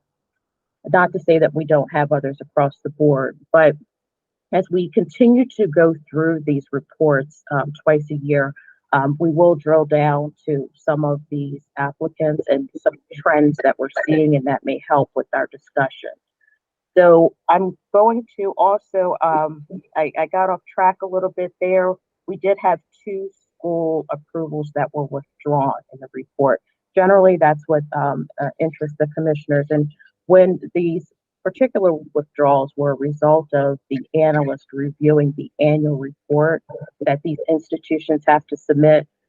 So back to your point about basically the oversight, consumer protection, the outcomes, these institutions, if they're approved, they have to submit an annual report in which they produce information on their enrollments, the outcome of their students, and we can also see a little bit more about their day-to-day operations in those reports. And as a result, 2 of those applicants during this period, the approval was withdrawn because they were not operating. And I do believe both of these applicants had stated this was a result of the pandemic and low enrollments. So not unusual, but I just wanted to point that out to you if you're looking at the withdrawals. So I will stop right there and I welcome any additional discussion items that you have. We are an inquisitive bunch. Any questions from my fellow commissioners? Commissioner Serrano? You're muted. I think you're on mute, sir. Sorry. I think it was on page 36. Am I jumping ahead or like? Page 36? 36, yeah. It was just on the clarification on like the cases where the commissioners reverse the secretary's decision. I'm not sure if like. Oh, that'll be coming up in our program review biennial report. I believe you're looking at the program review units report. Yeah, I'm trying to see if I can pull the page here. So we've just gotten through page 19. Oh, okay. Sorry, I'm jumping ahead. If you don't mind, I'll circle back to that for you once we Yes, get to that report. Okay. That is always an interest, though. We'll spend some time there. Okay. Any other comments or questions regarding our private career school unit? I want to make mention that, like I said, the unit is led by Mr. Eric Jackson. We do have 2 analysts that are fairly new to the commission that are doing a wonderful job. Danita Moore and also Desiree Rodriguez. So that team, again, is a team of 4, and they do a lot of work with 4. Okay, so we're going to. Oh, I think we have one more question. Sure, Commissioner Warman. I think you're on mute, ma'am. Thank you, Ms. Gordon-McCow, for a great summary report. Can you help me understand the definition of exempt secretary approval not required? I'm fairly new, so I'm just trying to make sure I understand it. No, that's okay. And actually, it's a very good question. So, as she's speaking about the training provider questionnaires, we are looking at institutions or entities that are proposing training, and we review the initial questionnaire to determine if the applicant requires approval by the secretary, Okay. or, and in that case, that determination would be not exempt, meaning you need to apply Okay. based on what you've stated in your application, what you're proposing. If they receive a determination that it's not regulated, it's outside of our regulations, and we do not regulate that type of training. So that could be someone proposing distance education, maybe from another state to Maryland residents, but they don't have any physical presence here. It's solely distance education. Okay. The third determination would be exempt. So an entity could be, it could be determined that their training is exempt because they are training their own employees. And we'll typically see that a lot with our allied health, our CNA, GNA, if they are an existing healthcare facility and they're only proposing training their own employees, then they can be exempt from the requirement to seek full approval. They're not interested in engaging the general public. So again, our interest is really how you're engaging with general public, and how you are, where you are located in or outside of the state. Is that helpful? Very. I'll repeat that again as we go through these reports again, just so that we can hone in on that, and it'll make more sense when you look at the 92 at the end. Thank you. Commissioner Howe?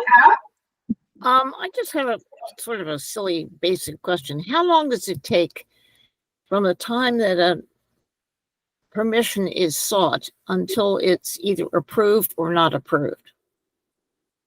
Very good question, Commissioner Howe. A healthy application that comes in, first of all, let's break it down into stages, because our training provider questionnaire comes in from an individual that says, hey, I think I'm interested in proposing a school. So that process is generally done within 30 days. That means a questionnaire comes in, we have all the information we need, we don't have any questions, we can make a determination and have the secretary sign off on that determination. Our staff makes a recommendation to the secretary. Often what we'll find is entities will provide the questionnaire with missing detail, or they will provide multiple training proposals within one document. So if we have to do a little bit of back and forth, that could take longer outside of the 30-day window. But generally 30 days for the training provider questionnaire. Institutions have to, or entities at this point, excuse me, have to participate in the new applicant workshop. The new applicant workshop goes over from A to Z, all of the steps that are in this process. What's required, what's acceptable, some common missteps. Would also, the analyst and the director actually focus in on parts of the application where we typically see people misstep. So that's a 2-hour new applicant workshop offered quarterly. All individuals that receive a not exempt, meaning they need full approval determination, have to go through the 2-hour workshop. They finish the 2-hour workshop, 30 days later, they are allowed to submit an application. We have a bit of a pause there purposefully because it usually at that stage, many people have not read the regulations, and the new applicant workshop is the first time that they really even know what the process is. So we ask them to review all of the information, ask questions before they submit their application. Once the application comes in and it's determined that it is complete, the general process is within 6 months. I will tell you, we rarely fall within 6 months, so it more looks like 6 to 9 months. And as I stated early on, many of our individuals are very passionate about their craft, but helping them to develop their passion into an educational institution for those who have never maybe even taught, never have run an educational institution, it requires a very intentional process where we walk them through what's required and we test their policies. And in many cases, we have to have them resubmit over and over again until they are educationally sound, financially, they demonstrate financial soundness, and they also have administrative capability because individuals will come in and we have the owner who wants to be the head teacher, the registrar. They also want to be the admissions counselor as well. And so we have to basically advise them as much as we can on what we're looking for to be educationally, financially, and administratively capable of running an educational institution. So the long answer was 6 to 9 months once an application is deemed complete, but there are multiple steps to that process. All right, thank you. Thank you, Commissioner Motz, Chair Motz, for letting me ask my question. Of course. Great. I guess, Ms. Gordon-McCown, we're ready for your second report, please. Yes, we're now going to move on to our institution review biennial report. The institution review biennial report starts on page 20 of your meeting book. This team is led by our new associate director, Alexandra Chilo. Dr. Chilo actually leads a team of 5. She is the 6th member of the team. And this is our fairly new team. I'm not going to call them new, but I am going to say that most of these individuals are less than a year. If you may recall from our previous discussions, Collegiate Affairs once existed of one team of 7 individuals, and it was split into program review and institution review. So the institution review team is looking at all of the overarching approval requirements, compliance requirements for our colleges and universities, so for our degree granting institutions. So they actually lead a number of processes that we'll go through in the biennial report. I will start with that just so it'll help as we're going through these sections. Her team handles our in-state institutions, those who have a physical presence here in Maryland, and our out-of-state institutions. Those are institutions that have a physical presence in Maryland, but their main campus is outside of the state. The team also handles our out-of-state online registration process, and those are institutions operating out of state that are engaging in fully online distance education, offering that to Maryland residents. That is a process that has a review period that expires June 30, and institutions are renewed July 1st. Throughout the year, we're still accepting occasional newer applications as well. The unit also handles NC SARA applications, so our institutions that are requesting or approved to offer online distance education out of state. So the unit will handle new applicants and renewal of those institutions. So that's handled by one of our contractual individuals in that unit. The unit also handles institutions seeking a religion exemption. So those are faith-based institutions that are solely for the purpose of offering education. Looks very much like our colleges and universities, but they are exempt from our full approval process. So their exemption means that their programs are designed for religious purposes, and that is the extent of their approval, and they do disclose to individuals that that is the purpose and the purpose of the exemption. So we can talk a little bit about that as well. The unit handles collegiate complaints.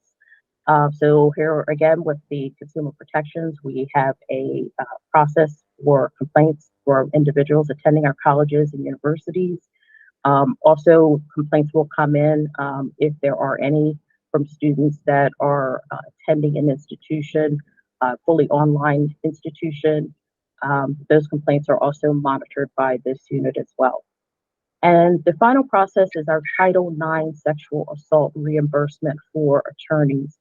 So if you're not familiar, that process involves individuals that are involved in a Title IX proceeding for sexual assault may have legal representation. The commission is responsible for certain reimbursements to those attorneys that are defending a complainant or a respondent. So that process is handled by one of the analysts on the team, where he is engaged with the attorneys, and also an annual training that we do in partnership with MACASA. That is the Coalition for Sexual Assault here in Maryland. So we're working and partnering with them to provide that training, which is really important for how our attorneys should conduct that type of process and how they engage with MHEC for reimbursement. So that's a lot of activity that the institution review process unit is handling. And they also, on top of that, engage with our accreditors. So they will participate in accreditation reviews as well to provide input for any state requirements or any questions that the accrediting team may have. We are totally, in this process, we are observers for most of the process, but we do engage when asked questions or if the institutions need some input from us. So if you can move the slide for me, please, Debbie. So you can stop right there to page 2. Commissioner Serrano had asked about, I know we're going to get to this again in program review, but this unit also is subject to handling objections as well. Our out-of-state institutions or in-state institutions do have a part of their process which involves circulation, a 30-day circulation period where their proposals are circulated to the higher ed community, very similar to our program review.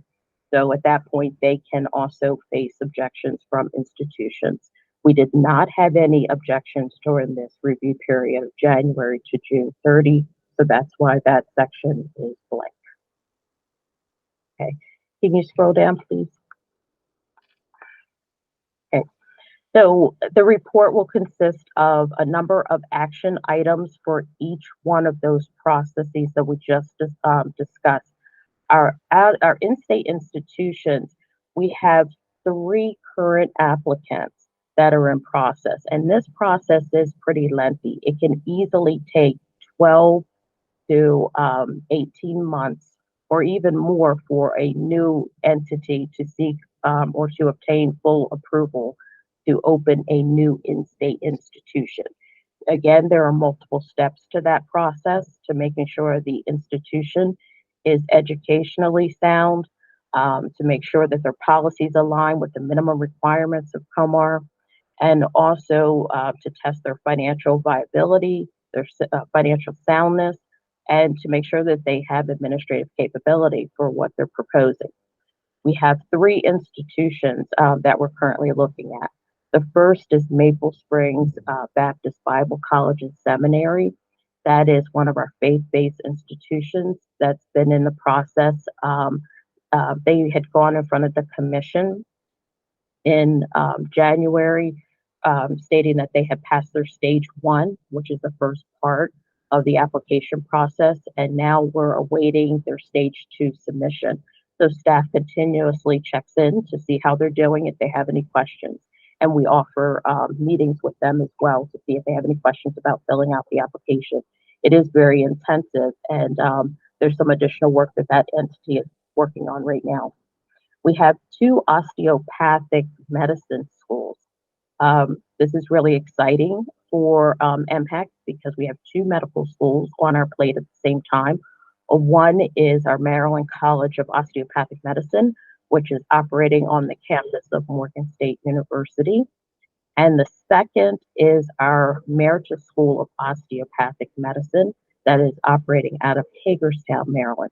Both have passed their stage 1, the first part of the process, and we recently received stage 2 applications from our osteopathic school out of Hagerstown.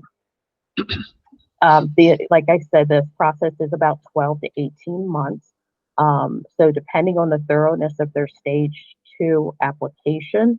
And if they are able to demonstrate compliance with the minimum standards for that section, we will walk them through that process and we will conduct an on-site visit of their existing facilities.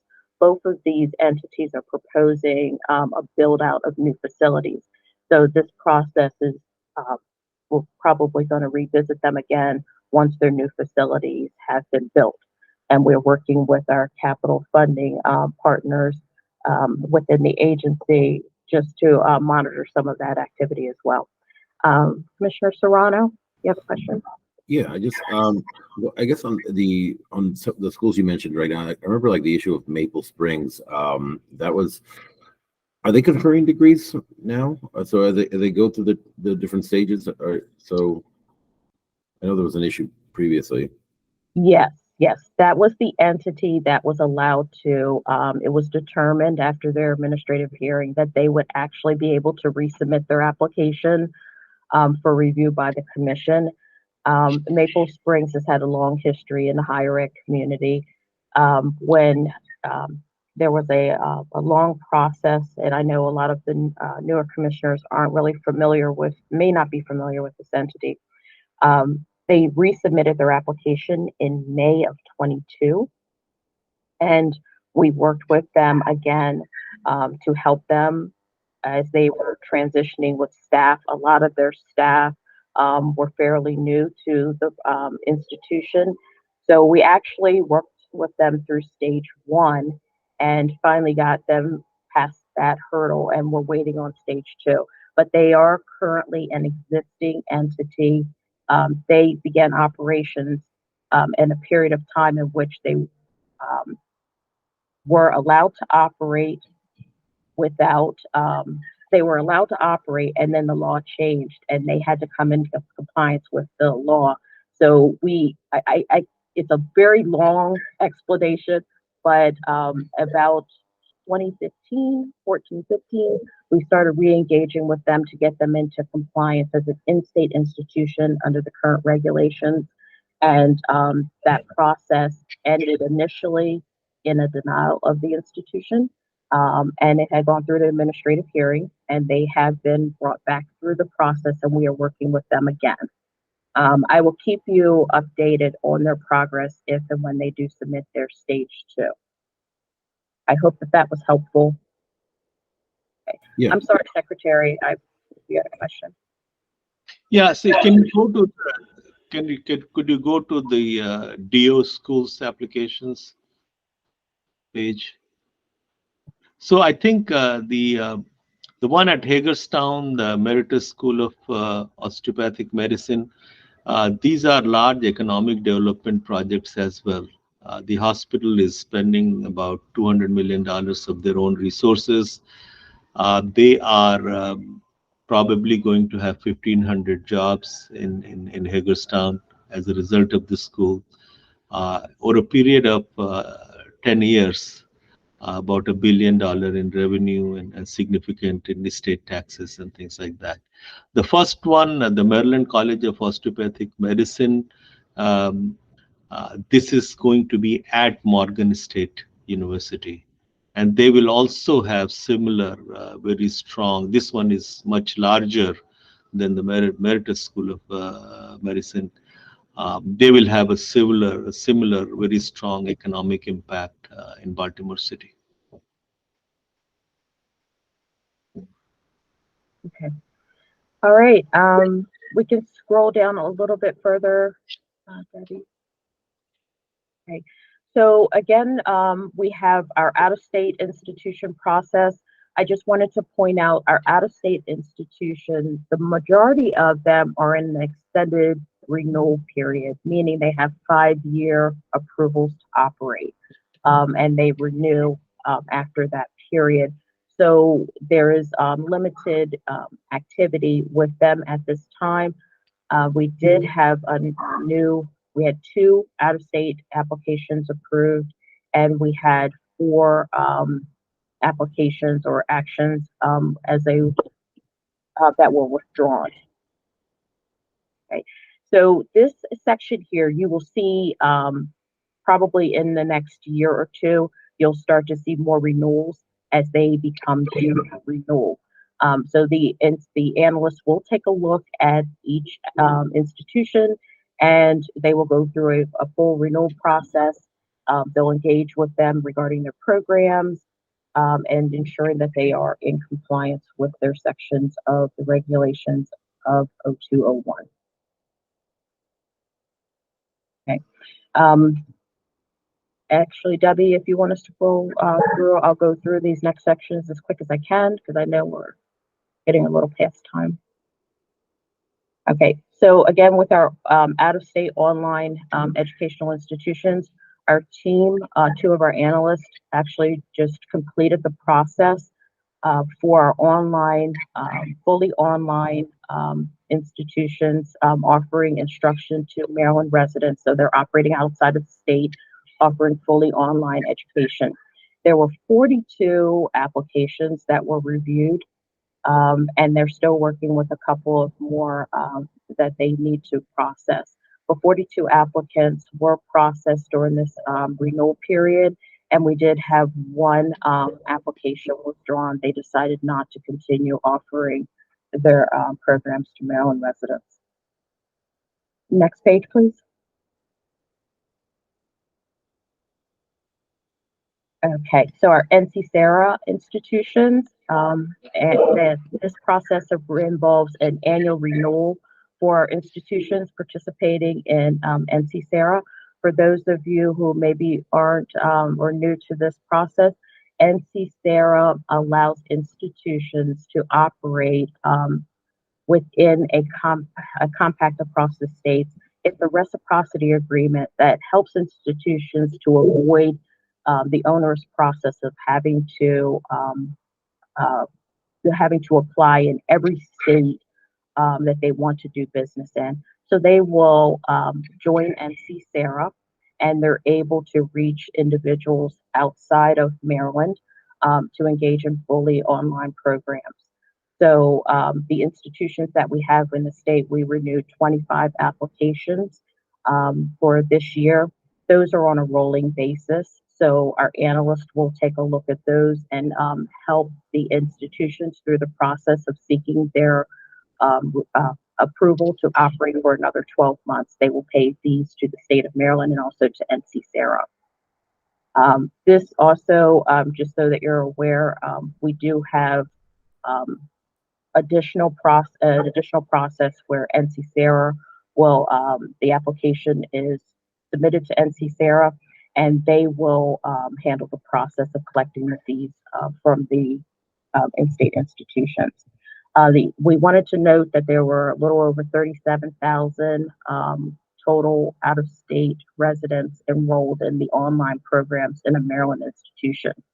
So as far as the idea of individuals participating in online programs, there's a lot of activity, institutions seeking out-of-state programs, as well as individuals that are seeking instruction from our Maryland institutions as well.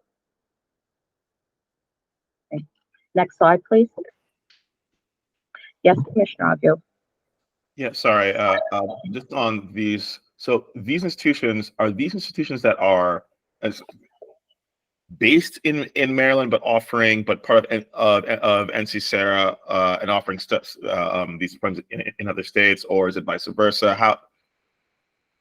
Just so I can just kind of like what types of programs we're talking about here. Sure. These are institutions, our Maryland institutions that are participating in NC Sarah because they are offering online programs to individuals outside of the state in other states.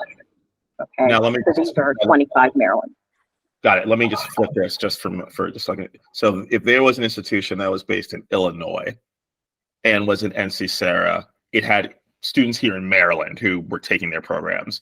Would they come through this do they have to be part of this process or no? No, they would actually engage with their state. Okay, that's just, thank you. Mm-hmm. So there are institutions like that, Commissioner Agu, outside Maryland, and they're offering online classes to residents in Maryland. Exactly. I just want to know if they were part of this number. Okay, thank you so much.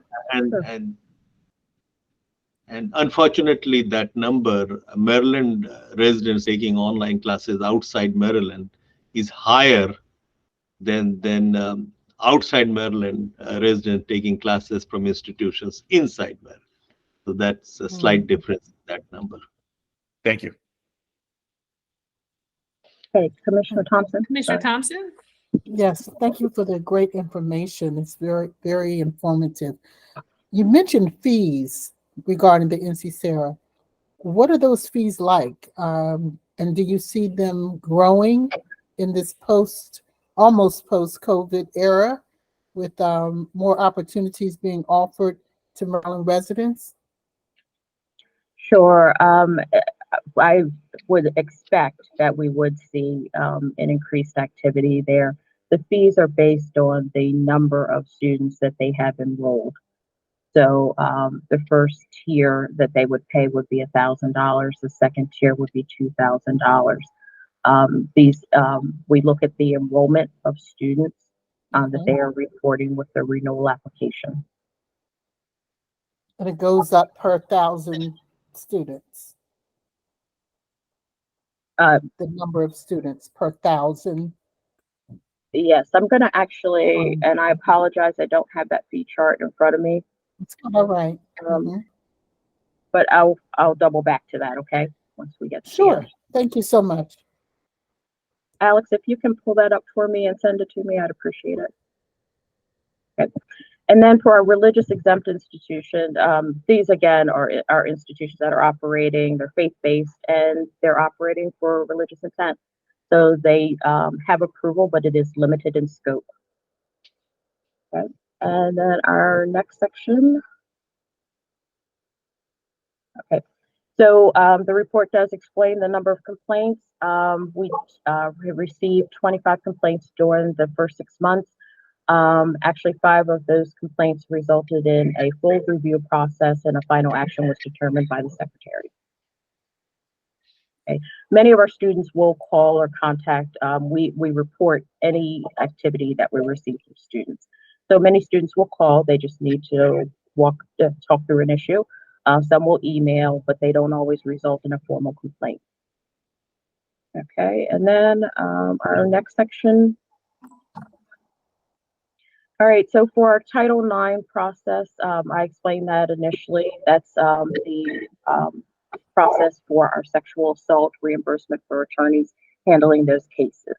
So we did have 12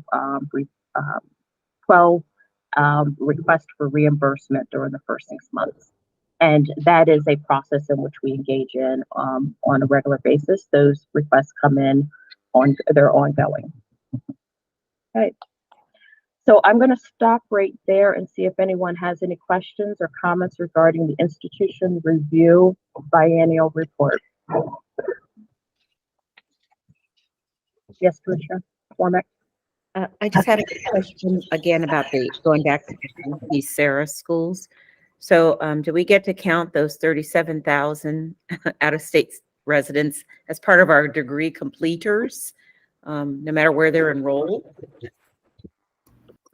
I don't know. And I'll let Dr. Dow, because that's her baby, but I wish we could. I think we all wish we could. Okay, thank you. I think the short answer is no, just simply because the 55% completion goal is focused on Maryland residents. Yeah, exactly. So they move here, great, but not necessarily. Okay. So if you don't mind, I'll move on to our next report, which is our Maryland State Approving Agency. This is our Veterans Affairs Unit. So this report starts on page 31 of your meeting book if you're following along. Our Maryland State Approving Agency handles veterans education and training benefits administered by the U.S. Department of Veterans Affairs. This unit is a team of 4 led by Mr. Everett Jackson. The team is responsible for any approval actions and compliance related to institutions or facilities that are accepting veterans education benefits and training dollars from the federal government. So some of you may know that some of those funds do go directly to the institutions, and other benefit payments are made to the individual depending on their entitlement. So the unit did review almost 4,300 actions during the first 6 months. They have their reported numbers are very high because they are operating under a federal contract, which we call the cooperative agreement. I'll explain that in a minute. This contract requires them to look at every program that could be offered to a person that's using their veterans education benefits. So whether it's a college or university, a private career school, or it's a public safety facility, a flight school, or an individual that is seeking reimbursement for a licensure and examination programs or testing. So that's a lot of activity that these individuals are looking at, and it goes outside of our colleges and universities within the state. They also look at some institutions that aren't normally approved by MHAC, such as our flight schools and the licensure programs. But I'll go over the numbers really quickly with you. We're looking at approval actions for their programs. We're looking at site visits that they conduct, and we're also looking at outreach and liaison activities that they participate in on behalf of better serving our veterans and the dependents that are using those entitlements from the service member. So in this biennial report for this period, they did have a number of approval actions regarding initial approvals as well as renewal of programs. Every year or every time an institution's calendar changes, the unit will take a look at that that catalog. They will take a look at the catalog and they will review the programs and the policies within them. So that can easily be with the 100, I believe they're up to 170 or 80 facilities that are approved to accept educational benefits. So they have to look at all of those facilities and the programs that they're offering, or the apprenticeship on the job training that they're offering. So you'll see a breakdown of the approval actions for new and renewal actions. Further down, you'll also see visits to those institutions. The analyst and the director within this unit does participate in visits to some of the facilities. The visits that are in this report are reflective of risk-based surveys. Those are institutions or facilities that the Department of Veterans Affairs has contracted with the state to provide oversight and to review those entities based on a number of factors. So the risk-based survey means that these entities, the analyst must go out and visit and review records of these facilities and provide a report back to the Department of Veterans Affairs. So during this period, for the first 6 months, they reviewed 10 institutions. I forgot to mention early on that they, because they're operating on a federal contract, their contract year is October 1st to September 30. So their actions kind of overlap with our state fiscal year. Next page. All right. So a number of their activities involve technical assistance because, as you can imagine, assisting veterans with their benefits and their dependents, there are a lot of phone calls and other activities that they may do on campus or over the phone or through email.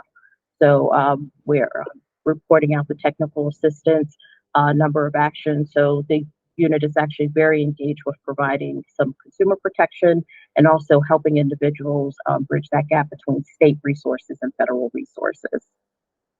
And they had 21 liaison activities, and those are liaison activities between our external partners. They participate in state work groups for veteran service specialists. Also, a collaboration of our institutions across the different segments. Our director participates in that work group as well to share information and to also help the institutions as they service our veterans and their dependents. So in summary, I just wanted to give an overview of the some of the definitions in the report. Again, this unit handles apprenticeship programs, on-the-job training, correspondence we really don't see anymore, but because it's in the contract, we'll keep reporting on it. But that is a pretty outdated term. They handle a number of flight facilities that will be private flight facilities, and we also have two in-state institutions that offer. One is a community college, CCBC, and the other is University of Maryland Eastern Shore. We also have a private entity, Cap Tech, that's also engaged in flight training as well. And then the LACUS is the license and certification. So just for clarity, license and certification is the approval process of the programs, the training courses that are offered, as well as the reimbursement for the exams that are taken. And our school certifying officials are the individuals located within each institution, which helps the individuals to navigate using their benefits and to be certified so that they can receive proper payment. So that helps to service our individuals within each institution that's approved to accept those benefits. And our analyst and director are responsible for providing training to help engage the veteran specialists and representatives so that they are properly certifying individuals and helping them to use their benefits appropriately. I will stop right there. I do see a question from Commissioner Serrano. Yeah. So my question I had was on the number of technical assistant actions, like what would constitute an action?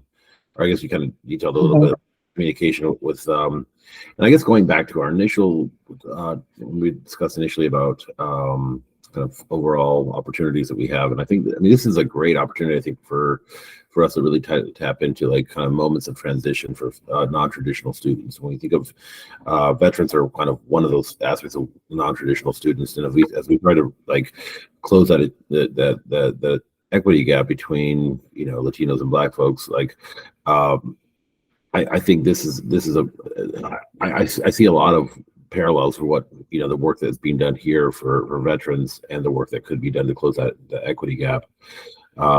But again, my main question was like, what constituted a technical assistant? It kind of seems like you detailed a little bit about that. Okay. Yeah, actually, the technical assistance visits are anything from does my child qualify for benefits, all the way up to I'm running out of benefits and I'm trying to finish my program. Oftentimes our analysts are fielding questions to help individuals to actually use their benefits, to get certified, and if they're not certified properly, working with the institution to help get their payments to the institution and or to the beneficiary quicker. So sometimes benefits are denied by the federal government. So the analyst will field questions regarding that as well. And that's for numerous reasons. But most of our technical assistance could just be just a simple phone call, or also linking them to state resources for scholarships or grants. Okay. Thank you. Trish, can you talk about how many veterans in Maryland are receiving veteran benefits? I believe we're over 20,000. I can get you the last reported number. The U.S. Department of Veterans Affairs does provide a real-time report of individuals that are engaging or using veterans education benefits. So that number will vary, but we're typically looking at between 20 and 25,000 at any given time. So there are this group GI Bill, and then there was who received post 9/11 GI. So the combined group, that number will be helpful. And can you also talk about the staff that we have here? How are they supported? Is federal government supporting them, or they're supported by the state government? Sure, sure. So first, our staff. I'm trying to answer your first question. Repeat your first question again, Secretary. I'm sorry. So there are two GI Bills, right? Okay, two. One Okay. post 9/11. So adding both original GI Bill recipients and post 9/11 GI Bill recipients, what is the total population that's receiving veteran benefits? Okay, so the last rendition of the GI Bill is our post 9/11 GI Bill benefits, and the majority of our recipients are receiving their benefits through that program. That is a program in which the payments will go directly to the institution, and the individuals may receive a housing allowance on top of that, and they also may receive an additional stipend for books and supplies. With that being said, that is the majority of our students, but we also have some of our beneficiaries of that are receiving Chapter 35, which is a dependent benefit, in which it's based on a housing, the equivalent of the housing allowance, and that goes directly to the individual that's entitled to the benefit. So that doesn't go to the school. So there's the GI Bill post 9/11. And then there is the dependent benefit. There's also a portion for a voc rehab, which is that could be an individual that is been determined or has a rating that qualifies them for rehabilitative services, and the ability to use their education and training benefits under voc rehab. So the approval process that our analysts do does work for, it actually approves programs that all of those programs or those entitlements can engage in. But there really is just a one GI Bill benefit, and the other chapters may be a result of different entitlements for different individuals. Okay. So I hope that that answered your question. Our team is supported through this cooperative agreement. The cooperative agreement was initially, it's a 4-year contract. It was 2018, 2019 was the base year contract. If you're familiar at all with how the federal government works those contracts, the additional 4 years is amendments are possibly made to the contract, and the states will sign up again. But the base year contract establishes the full set of contractual obligations for the state, and then the additional years are slight modifications. From 2020 to present, we've seen about a 25% increase in funding from the federal government, which is largely in part due to the work of the team and also engaging with adding additional facilities, because that count is based on the number of facilities that are approved to participate in this process. I do have to give special accolades to the team because they participate in the National Association as well. So they are constantly engaging with moving conversation on a federal level as well. The National Association has been able to ensure that and to push with our federal partners to ensure that we do have a COLA added on to our annual contract as well. So that additional funding comes out in about June or July. That will increase the amount of the allocation as well. But it's been about a 25% increase over the years, and that's really great for the hard work that the team does and all of the number of individuals that we are servicing across the state of Maryland. Are there any more questions regarding to the Maryland State Approving Agency or the Veterans Affairs Unit? All right. So our final report is our Program Review Unit. Okay. Our Program Review Unit is that second part of collegiate affairs that I initially explained. program review unit is part of collegiate affairs that handles programs.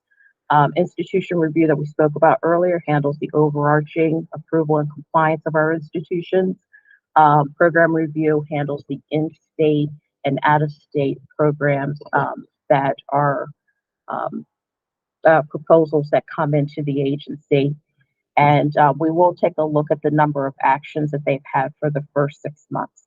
So they've had a total of 151 academic program proposals. And these, in case you want to dig into COMAR, this is regarding COMAR sections 0203. The numbers here are basically taking a look at the number of substantial modifications, non-substantial modifications. The difference between those two are substantial modifications require a proposal to be circulated amongst the higher ed community.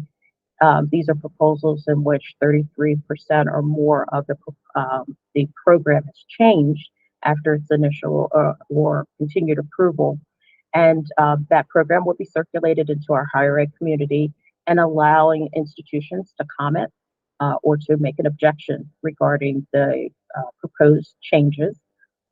So in addition to a new program, you'll also see possible objections from our substantial modifications. Our non-substantial modifications are those that are under that threshold. And that's where, of course, the majority of our work comes from. Those are things like our title changes. So we'll go into a lot more of that and further into the report. But those actions are listed here for you, as well as our number of withdrawals for programs. That can happen for many reasons, whether it's voluntary by the institution, or if we're seeing if a program is withdrawn for some other reason. We also will, you'll see it further down in the report that the biennial talks about program partnerships. So I'll go ahead and keep scrolling down because I know Commissioner Serrano and probably some of you, some others are interested in the objections for program review. All right, so on page 2, and by the way, this report started on page 34 of your booklet. So on about page 35 of your book, that's the section in which we provide an overview of the objections that were received for the first 6 months. These objections come from, we had 3, 2 from our private institutions and 1 from one of our public 4-year institutions. As you can see there in the chart, we had 2 of the actions that were finally approved, and the rationale for that was found not unreasonably duplicative. And then the final one from Towson University was a denial, and it was found as unreasonably duplicative. I'm sorry, Dr. Dow. I'm sorry I didn't see your hand. Yeah, I'm sorry to interrupt. I just want to clarify to the commissioners, what you are seeing in this report are actions taken by the secretary only during the 6-month period. So you will see in the next report that we give you, objections that we received in this time frame, but the secretary took action after July 1st. So these are objections in which the secretary took action between January 1st and June 30th. So just want to clarify what you're looking at. And also, they're actions that the secretary took, not that the commission took. Correct. Could we add a column to put the actions that the commission took? Sure. So the only reason why we haven't done that is, well, there's a couple of reasons why we haven't done that. Is some of these things the commission hasn't taken action on them yet. It changes kind of the time frame then because you'll have an action in which the secretary took action in the preceding 6 months, but it hasn't gone before the commission. So we can work through and try to record that information in a different way so that it is part of these reports. But know that we've struggled with how to record it in a way that's meaningful. And that the point of these reports is to report to you as commissioners on the secretary's action on these items.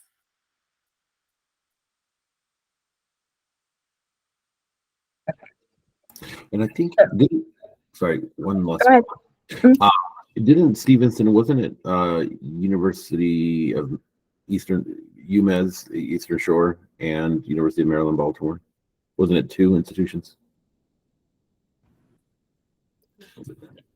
Trish, I can take that. Yes, yes, you are right. I think actually it got cut off due to formatting. So we will correct that so that it's correct in the book. But you're absolutely right. It's University of Maryland, Baltimore, and UMES. I think it just got cut off because of formatting purposes. So I apologize for that oversight. Thank you for noting that, Commissioner Serrano. Right. Okay. Soma. I just want to make sure that the record for the meeting is clear that specifically the Stevenson University and Towson University objections do not represent the final action of the commission. That's all. I'll make sure to add that note going forward on this section. All right. There are a lot of actions, as you can see by looking through the report. Debbie, if you could scroll down a little bit. I think for the purposes of this meeting, looking at each section, we don't want to go through line by line, but the report breaks down by each segment the number of actions taken for each possible item in this report. So our new degrees versus our substantial, non-substantial, you'll see a breakdown per segment of those programs. And the final actions that were signed off by the secretary will be in your last column. I will point out that you'll see in the non-substantial section that a number of those actions, you'll see that there are some comments about nominal fees. And there's some actions that don't require a fee. There are other actions that do require a small change fee. And that's all disclosed on our website under our fee schedule. For the intent of, for purposes of the biennial report,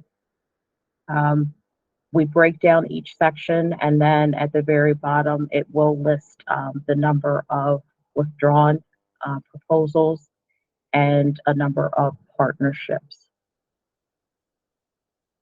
This is a lot of information that we report at one time, so I'm going to stop there for discussion and see if there are any particular items that you would like to discuss or if you need clarification. Commissioner Agu.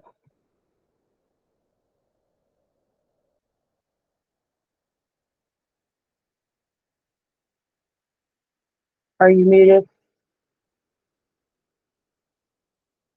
Sorry, can you hear me now? Yes, sir. Sorry about that. The last section on partnerships and engagement. Can you just talk about what that means, what those arrangements look like? I'm just a little less familiar with those. Okay, let's scroll down to that section. Yeah, and we don't need to go school by school, but just kind of what types of arrangements are we talking about there? Mm-hmm. So our partnerships are particular. Okay, so that could be our institutions that are operating at a regional higher education center or operating off campus in collaboration with another entity. Dr. Dow, I'm going to ask if I can borrow your knowledge on some of this. Do you have any particular? Sure. So these are unique opportunities in which our existing institutions are engaging. They're certainly offering a traditional degree program, but it is a unique partnership with another entity or at a unique location. So you'll see Coppin State is offering their data science program, and I believe that's down at the Southern Regional Higher Ed Center. Don't quote me on that, but I think that's the, and so this is the opportunity for us to highlight that our institutions are not just in their own little bubble, that they are working to provide academic programs to a diverse population. I am blanking on the specifics of McDaniel's early childhood education program and the out-of-state institution in which they are partnering with. But again, these are opportunities to highlight how our Maryland institutions are thinking outside the box and providing unique educational opportunities to our students, whether that's using resources within the state, teaming up with other institutions. In future reports, you might see, particularly around teacher preparation, where we have out-of-state institutions offering their programs at our Maryland institutions, so that students within Maryland can access those programs. So this is just our opportunity to highlight those unique and special academic programs that institutions have been providing. We can provide more detail in this section if that would be helpful. No, first of all, I think this is great, and I expect for some of the governor's aims, and our own aims, I think we would love to encourage even more of that. I do think if just even providing the name of the partner would be super helpful. Just name of the partner institution, and again, for a lot of other teaching, allied health, I think these partnerships make a lot of sense. But no, thank you so much.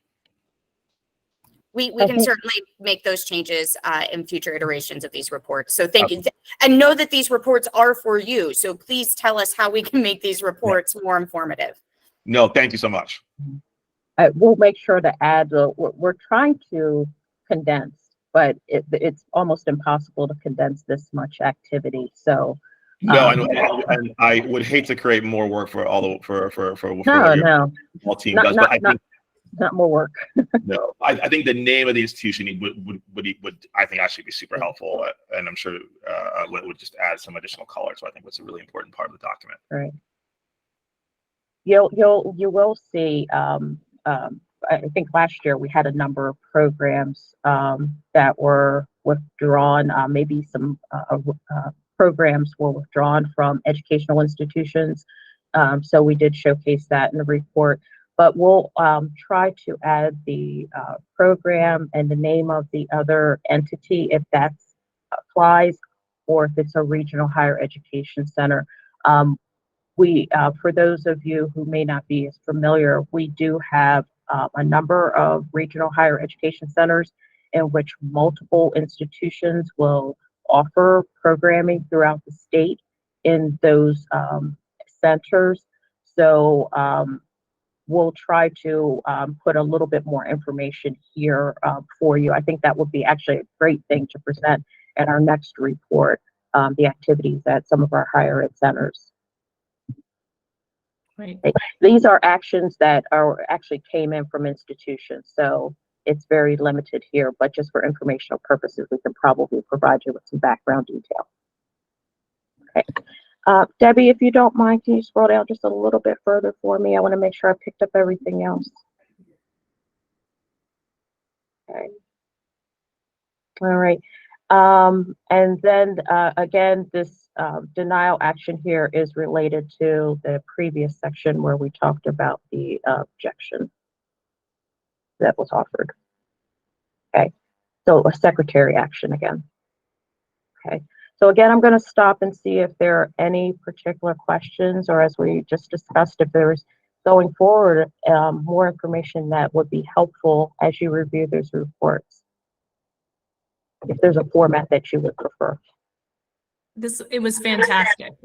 Thank you, Ms. Gordon-McCown. Clearly an enormous amount of work went into this by you and your team, and we really, really appreciate the time and energy that you put into it. I know as a new commissioner, I learned a lot, and I applaud my fellow commissioners for being so engaged and interested in asking such good questions. So thank you to you, Ms. Gordon-McCown, and to Dr. Dow and Dr. Rye and the whole team for really providing us with a lot of very useful information. If you don't mind, can I acknowledge my team? I do want to. This team is led by Dr. Lindsay Bates.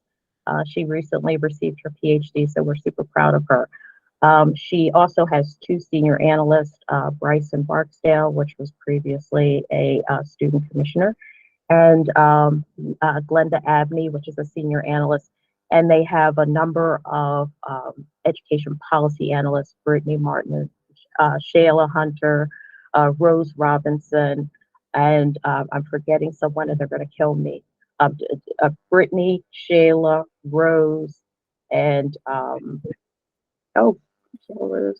forgetting one. Allie Edelstein. Allie handles our unique majors, and thank you, Lindsay.